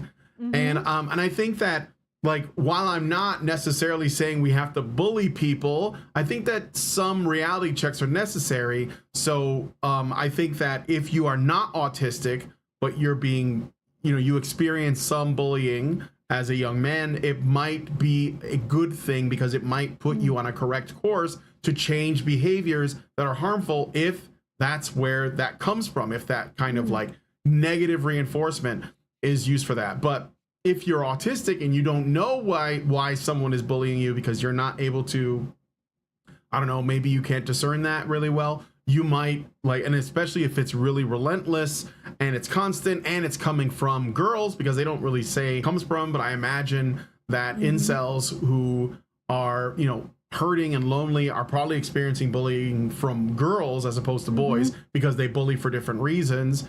And I think that when girls bully, it can be a lot more ruthless because they're not pulling their punches per se, and I think that it can have a significant effect. So I do think I can see how there's a correlation, if that makes sense. Yeah. And I mean, really, persecution and bullying, shock, it causes people to have a great deal of resentment. And some individuals who also have maybe are like they have a comorbidity with antisocial personality disorder, impulse control problems, may end up being violently radicalized. What a surprise. Yeah.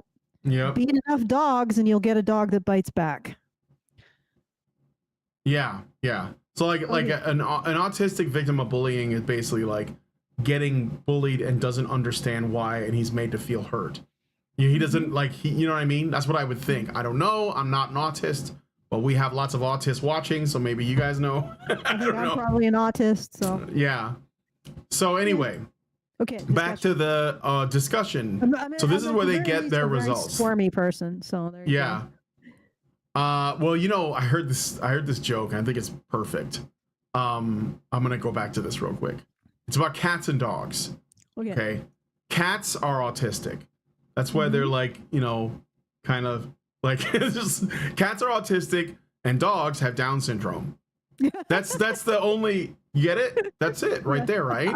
Isn't it perfect? Yeah. Cats are autistic, dogs have Down syndrome. My dog, every day is the best day ever, right? Yeah. So like every day is his favorite day. Let me know if you guys think that's right. So is it true? Cats are autistic, dogs have Down syndrome. Okay. So anyway, discuss. Okay. So and do the discussion. Yeah. This study reports results from a survey completed by over 300 self-identified incels who were users of the incel.co online forum. The questions asked about mental health issues, diagnosed and self-reported depression, anxiety, and autism, as well as history of mental health services utilization, history of bullying and persecution, incel ideology, black pill and incel community boundaries, and radical attitudes and intentions. Incel mental health. One of the study's findings is the remarkably high rates of mental health problems observed among incels. In both self-report measures and on questions of diagnosed psychopathology, incels reported troublingly high rates of anxiety, depression, and autism spectrum disorders. When compared with nationally representative surveys of American adults, incels were consistently higher on all these measures. Moreover, those incels who have received a formal diagnosis of psychopathology rarely have found relief through mental health services. This is also in contrast to the majority of American adults who have used psychotherapy and found it helpful. Yeah, we skipped that section because I wanted to sort of go over it at the end. Yeah. Okay. Should I finish? So, yeah, sure. Go ahead. Let me finish this. Okay. This is an important finding that should be considered by security professionals and policymakers focused on the incel community. It suggests a potentially fruitful direction in creating off-ramps that would include incel-focused mental health interventions with mental health providers aware of and trained to respond to incels' psychological needs. Perhaps related to mental health issues among incels is a high rate of reported history of bullying and persecution. 86% of those surveyed reported having been bullied, and 37% reported having been persecuted for their incel identity. If replicated by future studies, this finding opens a possibility for early interventions by school psychologists, social workers with bullying incidents as indicators to help identify individuals at risk. These results paint a troubling picture of a population in distress, yet with seemingly little help. It is possible that individuals afflicted with mental health problems who are bullied and ostracized through their formative years are more likely to be drawn to the incel online community where they might feel accepted. At the same time, it is possible that the incel online experiences, alienating and colored by hopeless rhetoric, exacerbate any existing mental health problems. Longitudinal studies are needed to assess these hypotheses. What is clear from our data is that incels are in dire need of psychological help. Well, I'll talk about that once we get through the last bit here. All right. I shouldn't have said last. We still have plenty to go, guys, so buckle in. No, they're going to stay, I think. They're going to stay. Well, all right. L word. I don't know. I don't think that's as strong as people think. Incel ideology and radicalization. One of the study goals was to elucidate the relationship between incel ideology and radical attitudes and intentions.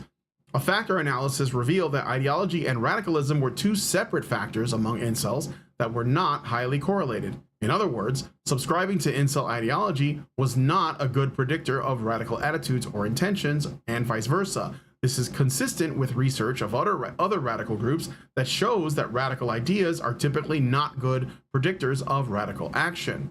Yeah, because being an incel is the one thing that it's the one movement nobody wants to be a member of. What is more, while ideology was normally distributed in this study's sample of incels, most participants falling somewhere in the middle of the Likert scale of endorsing beliefs, radical intention showed a skewed pattern, with only a small minority of participants endorsing them. This echoes existing research on incel online activity that found that a small vocal subset of the larger group of users were responsible for most activity and posted most hateful content. As in the studies of incel online activity, most participants in our study rejected radical attitudes and radical intentions. This was also true of those participants who strongly endorsed incel ideology. Interestingly, we observed a different pattern of correlations between incel ideology and radicalism. Thus, individuals who scored high on incel ideology but not on radicalization reported more history of persecution for their incel identity and a history of clinically diagnosed anxiety. They also tended to self-report more depression. On the other hand, those who scored high on radicalization but not on ideology were more likely to report a history of bullying and a formal diagnosis of autism. This pattern suggests that the small subset of incels who do embrace radical ideas and nourish radical intentions are qualitatively different from the non-radical majority. Specifically, radicalized incels are more likely to be on the neurodivergent spectrum and more likely to have been bullied than non-radicalized incels. So what's correlation versus causation here? Is it possible that it's the bullying that's doing the radicalization and neurodivergent incels are more likely to be bullied? I think so. Yeah. Yeah, I think that might be the correlation. So it may not just, I mean, if you have a neurodivergent individual who wasn't substantially bullied, would they necessarily be radicalized? So they have to, basically the longitudinal studies that they're suggesting would probably disentangle this a bit, but that is one hell, like it's a longitudinal study. We could start it now and we wouldn't be getting results for 20 years. So it'll be a while. It'll be a while unless they have a population that was asked the right kind of questions to untangle these kinds of things that already exists. And that can be difficult to find. But yeah. So let's go on to implications because that's going to be interesting. All right, implications. An important implication from these findings is that news stories about incel violence, such as Jake Davison, do not represent the larger incel community, which tends to be mostly peaceful, but fiery sometimes. Because of how reclusive incels tend to be, the general public typically gains information about incels only through news stories about incel killers. Salient and frightening, these stories can color public perceptions about the incel community through availability heuristic, making them seem as a highly violent and dangerous group. However, the findings from this study paint a very different picture. Most incels in this study rejected violence, 79%. Most reported a history of bullying and or persecution. Most reported mental health struggles, suffering from diagnosed and undiagnosed depression, anxiety, and autism spectrum disorders, and finding little help from psychotherapy. Okay, so once again, you could almost consider this like a subcategory a sort of a phenotype of men who are just somewhat different and aren't seen as attractive. Like, so they have, like I said, higher conscientiousness, higher neuroticism, and there isn't really anything that's helping them to encourage them to get the traits that make women attractive, and they can't even talk about it without being labeled extremists.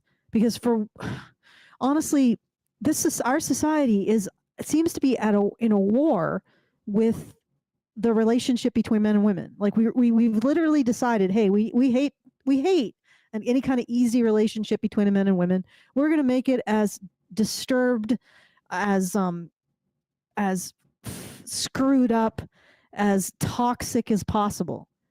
And like the incels, this group of men is one of the victims of that. Because I think that in past times, there would be some kind of way of making these guys more attractive, like presenting them as more attractive as partners. And at the very least, I want to know, we wouldn't be saying like that men are a bad choice as partners just because they're men, which is what we're saying today.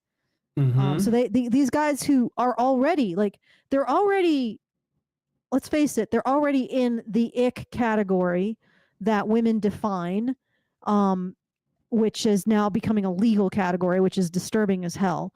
But they're already in the situation where women would regard them as being less attractive because of these kind of more feminine characteristics and because of these mental health needs. So they're already in that scenario. And then they're also dealing with a society that's actively underselling or anti-selling men as partners. So it's like, yeah, we've constructed this mess and nobody wants to take responsibility for it. We just want to blame them by saying, well, yeah, we screwed everything up, but if you think that you're entitled, then you're the problem.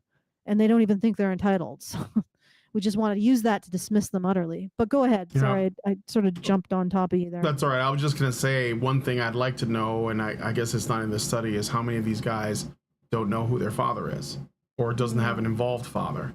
I'd be curious because I think it's a factor. I think it's a factor. It is. I think we're in a number of generations in after this whole like great society, whatever.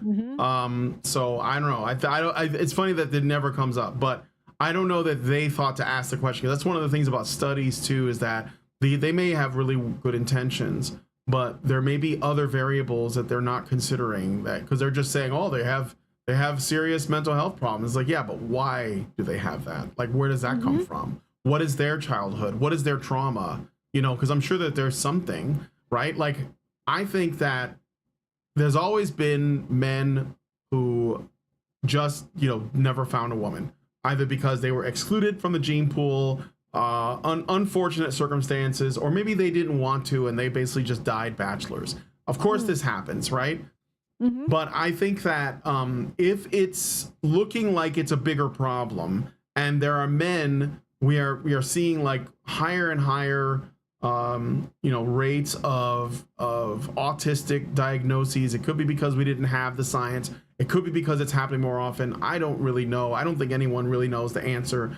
But I think that we are raising generations of boys and not properly equipping them for the world, and we are blaming them when they are ill-equipped, because we haven't prepared them, and we're still doing that. So I think that is because they're here, so like they're here now. We can't ignore them. We can't pretend like they're invisible, because there could be some consequence to that, and then when there is, or if there is something that happens, then we're just gonna blame all men again.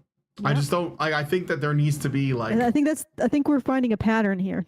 Yeah, that's what's gonna be. But blame on because we're not saying like, what are some rude things we could fix. The one group of people that can figure out how to actually get women to take responsibility are probably going to be the ones that lay the basis and the foundation for the future. I'll be honest. Yeah. Like there's no way out. somebody has to figure out how to get women to start taking responsibility for the society again. Otherwise, what I think what's going to happen is we're going to import a civil war, or not a civil war. We're going to import a war between two groups of women that are willing to take responsibility for their respective societies, and that is conservative Israeli women who are willing to sacrifice for their society, and conservative Muslim women who are willing to sacrifice everything for their society. You notice that we're rapidly importing their war into our culture, and it's sort of spreading because we don't have, like, Western women don't want to, they don't have any desire, or they're not inspired to sacrifice for anything. And if they're not willing to put any effort into keeping our society, perpetuating it and maintaining it, then it's not long for this world. It's going to go the way of the dodo. That's the final. What women will not take responsibility for does not perpetuate into the future. Full stop. So I just, okay, but let's finish the meditation.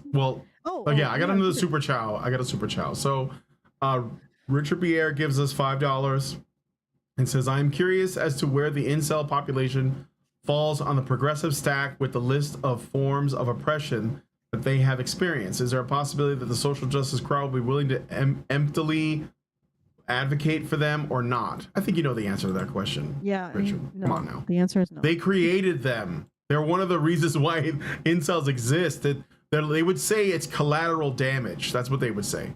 All right. So anyway, the rest of this, right? What is it? This implications? No, not implications. Just finish. However, given. Oh, okay. Given these parameters, stigmatizing and further traumatizing this already vulnerable population would not seem prudent. Classifying incels as terrorist group based on the action of a tiny minority among them might do more damage than it would help protect the society. Instead, you guys had to do like a study for this. How much money did you spend? Why didn't you just give it to me and I could have just told you this? Instead, P/CVE community preventing and countering violent extremism and mental health professionals should seek to design interventions that would address incels' unique psychological needs, which may include social deficits, history of psychological trauma, and extreme isolation. Well, I don't know. That's a start. Literally what we've been advocating. At the same time, go ahead. At the same time, how much did this serve? Like, why aren't we part of a branch? I think that this could be critiqued even further, but let me finish this a little bit. Okay. At the same time, our data present evidence of a troubling minority of incels who embrace the most violent manifestations of the incel subculture, glorifying incel killers and fantasizing about raping and inflicting violence themselves. We observe specific markers that characterize this subpopulation, including a history of having been bullied and an autism spectrum diagnosis. Although more research is needed to establish these findings' reliability, they suggest a fruitful direction for security practitioners and mental health professionals to identify incels who demonstrate these markers and to tailor targeted interventions to curb their potential for radicalization. Okay, I just want to point out, these are probably the hostile sexists of the group. There are also a significant number of hostile sexists among women, but nobody wants to talk about them. Nobody wants to address them and the damage that they could be doing to men's attitudes towards women. Let's be honest. Nobody wants to talk about that. But was there something more that you wanted to say in terms of criticism? Because I was like going and saying, geez, duh. Like if incels are a marginalized group that are dealing with mental health issues, let's stop marginalizing them further and traumatizing them further and actually help them. Like, I don't know. I think we've been saying this for how many years now?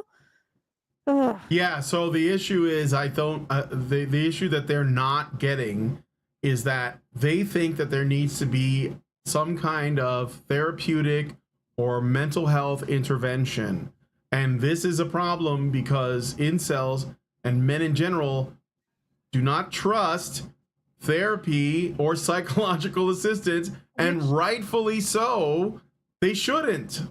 which segues perfectly into going back to the psychotherapy use and effectiveness section, and let's read that, because All right, wanted to yeah, save that was what I this that for the was the end. thing. That was my This is the discussion. additional This is the critique. discussion I So wanted to save yeah, for the end, was just the okay, discussion about what we should do. Yeah, psychotherapy and effectiveness. Okay. Participants were asked, have you tried therapy? 140, 51%, replied yes, while 134% or 134, 49% said no. Keeping in mind that over 90% of the sample reported either depression or anxiety, this means that only about 50% of incels suffering from mental health problems had resorted to therapy. Participants were also asked, if you have tried therapy, how did it make you feel?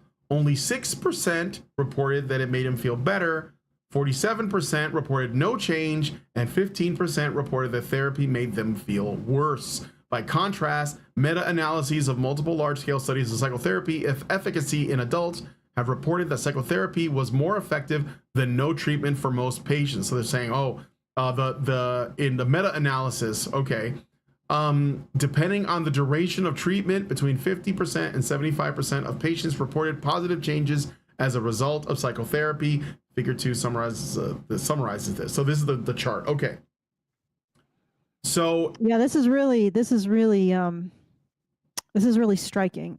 So the first two sets of columns is how many of the respective population has actually seen a therapist. So 54% of incels have gone to therapists, 20% of the regular population. And the second column is how many felt like they were helped by psychotherapy. Only 6% of incels felt like they were helped by psychotherapy, whereas 75% of the general population feels like it's helped by therapy. So whatever's happening to incels, therapy is not helping them, at least according to them. And I would honestly, so the final paragraph there is, and I'll read it. While incels are much more likely to suffer from psychological problems such as depression, anxiety, and autism spectrum disorders than average American adults, they are far less likely to seek psychotherapy and far less likely to find relief through psychotherapy than an average adult.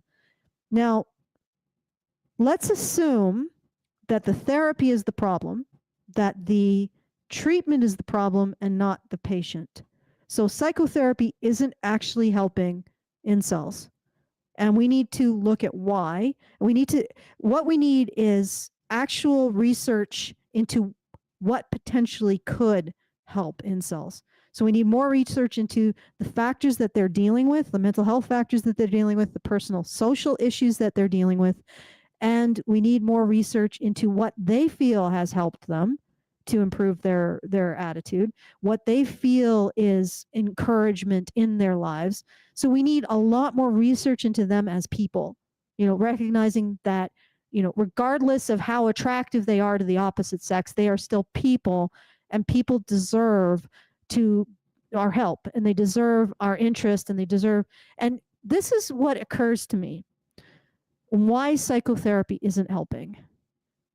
Psychotherapy is further isolating. So you go into a little brick room or a little room with another person who examines you like a specimen. I mean, I don't know, usually it's not that bad, but the trappings are very isolating because you have to recognize that you are separate from people, that you have some kind of disease that this person is going to be helping you with, et cetera, et cetera. And it can be really isolating for somebody to go through that process. So, and we don't really have a sympathy for men who may not be naturally as inclined to want to feel like they're a patient. Like women, for whatever reason, they feel more comfortable with patiency. They feel more comfortable with, being in sort of a helpless position where they're being assisted or helped. Men have more trouble. And if the incels are already dealing with sort of what I would say, and correct me if I'm wrong, but it seems like maybe a tenuous relationship to their sense of themselves as men. Like, so they maybe don't feel like they're as attractive as men or as masculine as men. It may make it worse to force this, inflict this patiency on them. You know what I mean, Brian? It made that make that feeling worse. So when they go to therapy, they're made to feel even worse.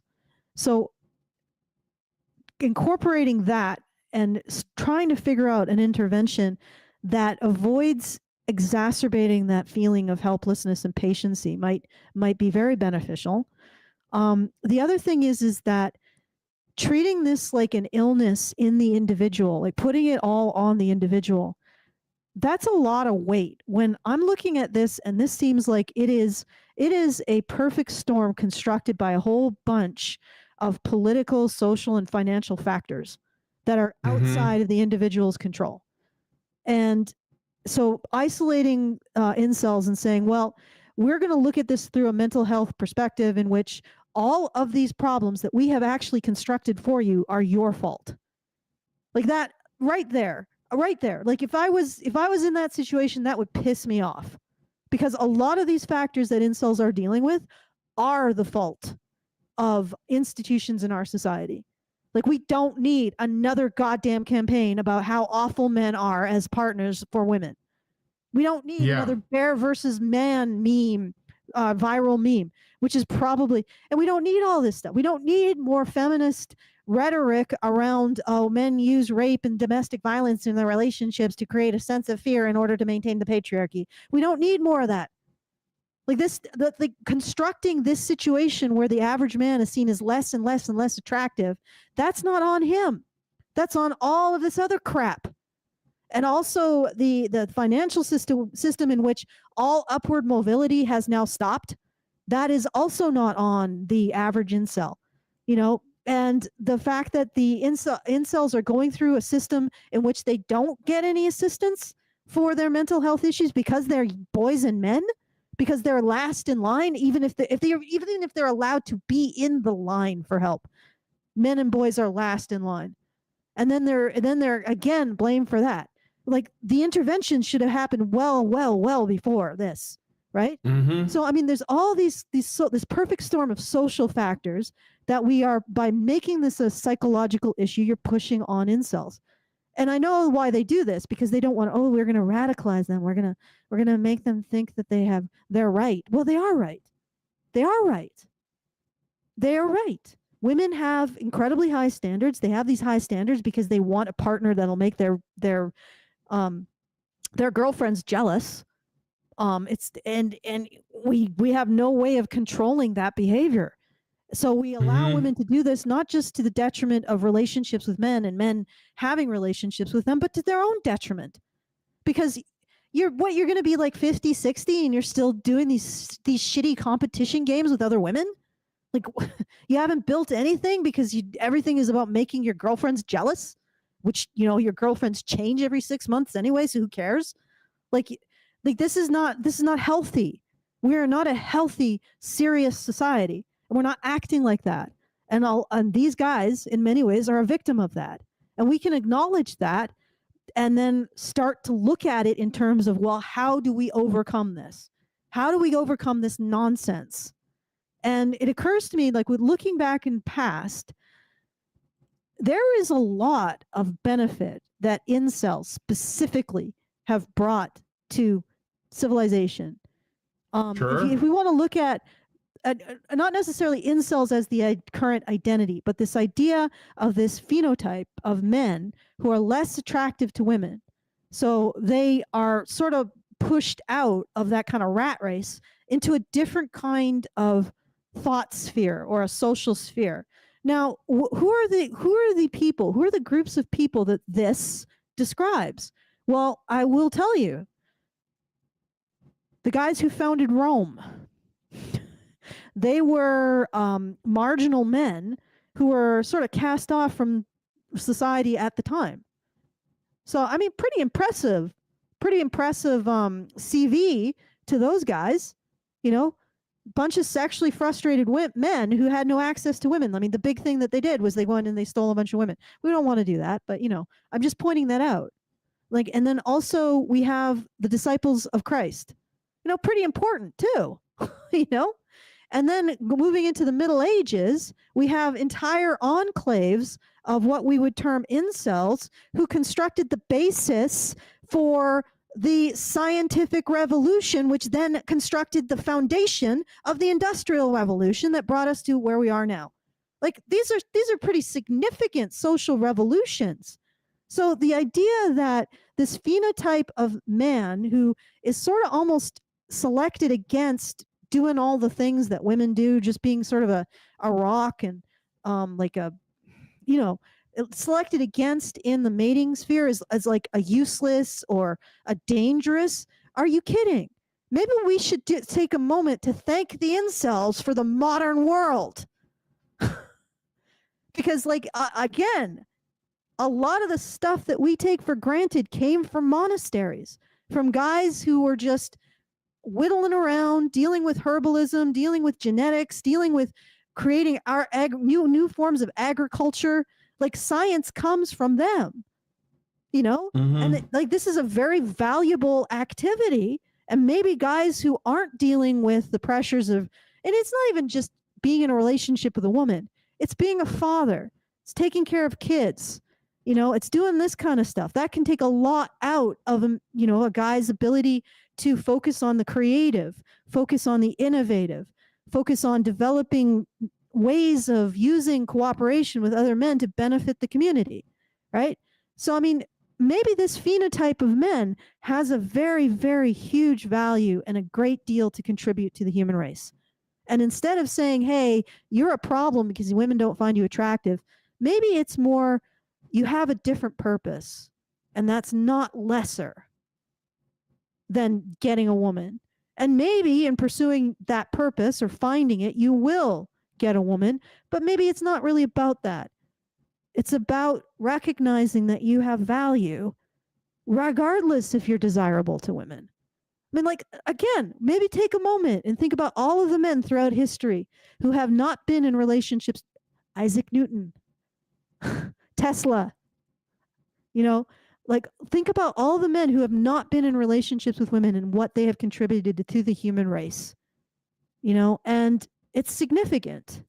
And again, like in medieval society, we literally had a place where men like this went, and them working together laid the foundations for a lot of stuff that we take for granted.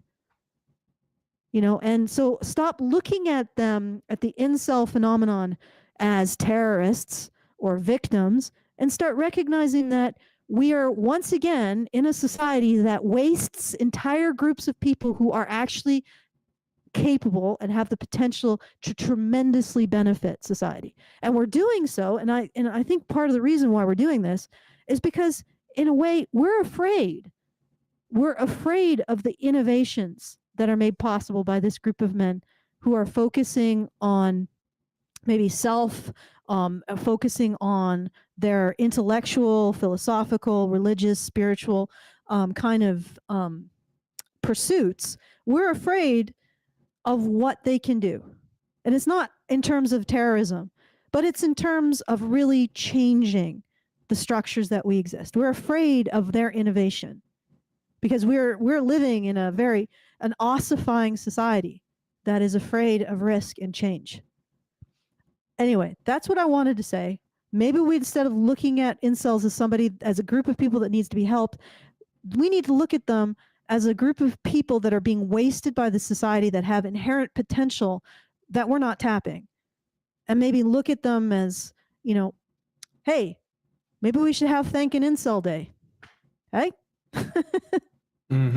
Okay, all right. So there we go. Those are my thoughts on that. I'll let you give your thoughts there, Brian, because I know you've been quiet. No, it's okay. I think I said what I wanted to say about it. I mean, I think there are definitely, like, I know a guy goes to my church and he's pretty spurgy and, you know, not really, like, doesn't deal well with, you know, he's probably on the spectrum, but he's also working on a PhD in chemistry. So, and I'm sure that he doesn't have anybody, but you know, so yeah, I mean, I think there's evidence of that, but yeah, at the end of the day, I just think that I'm grateful that this study was pretty fair.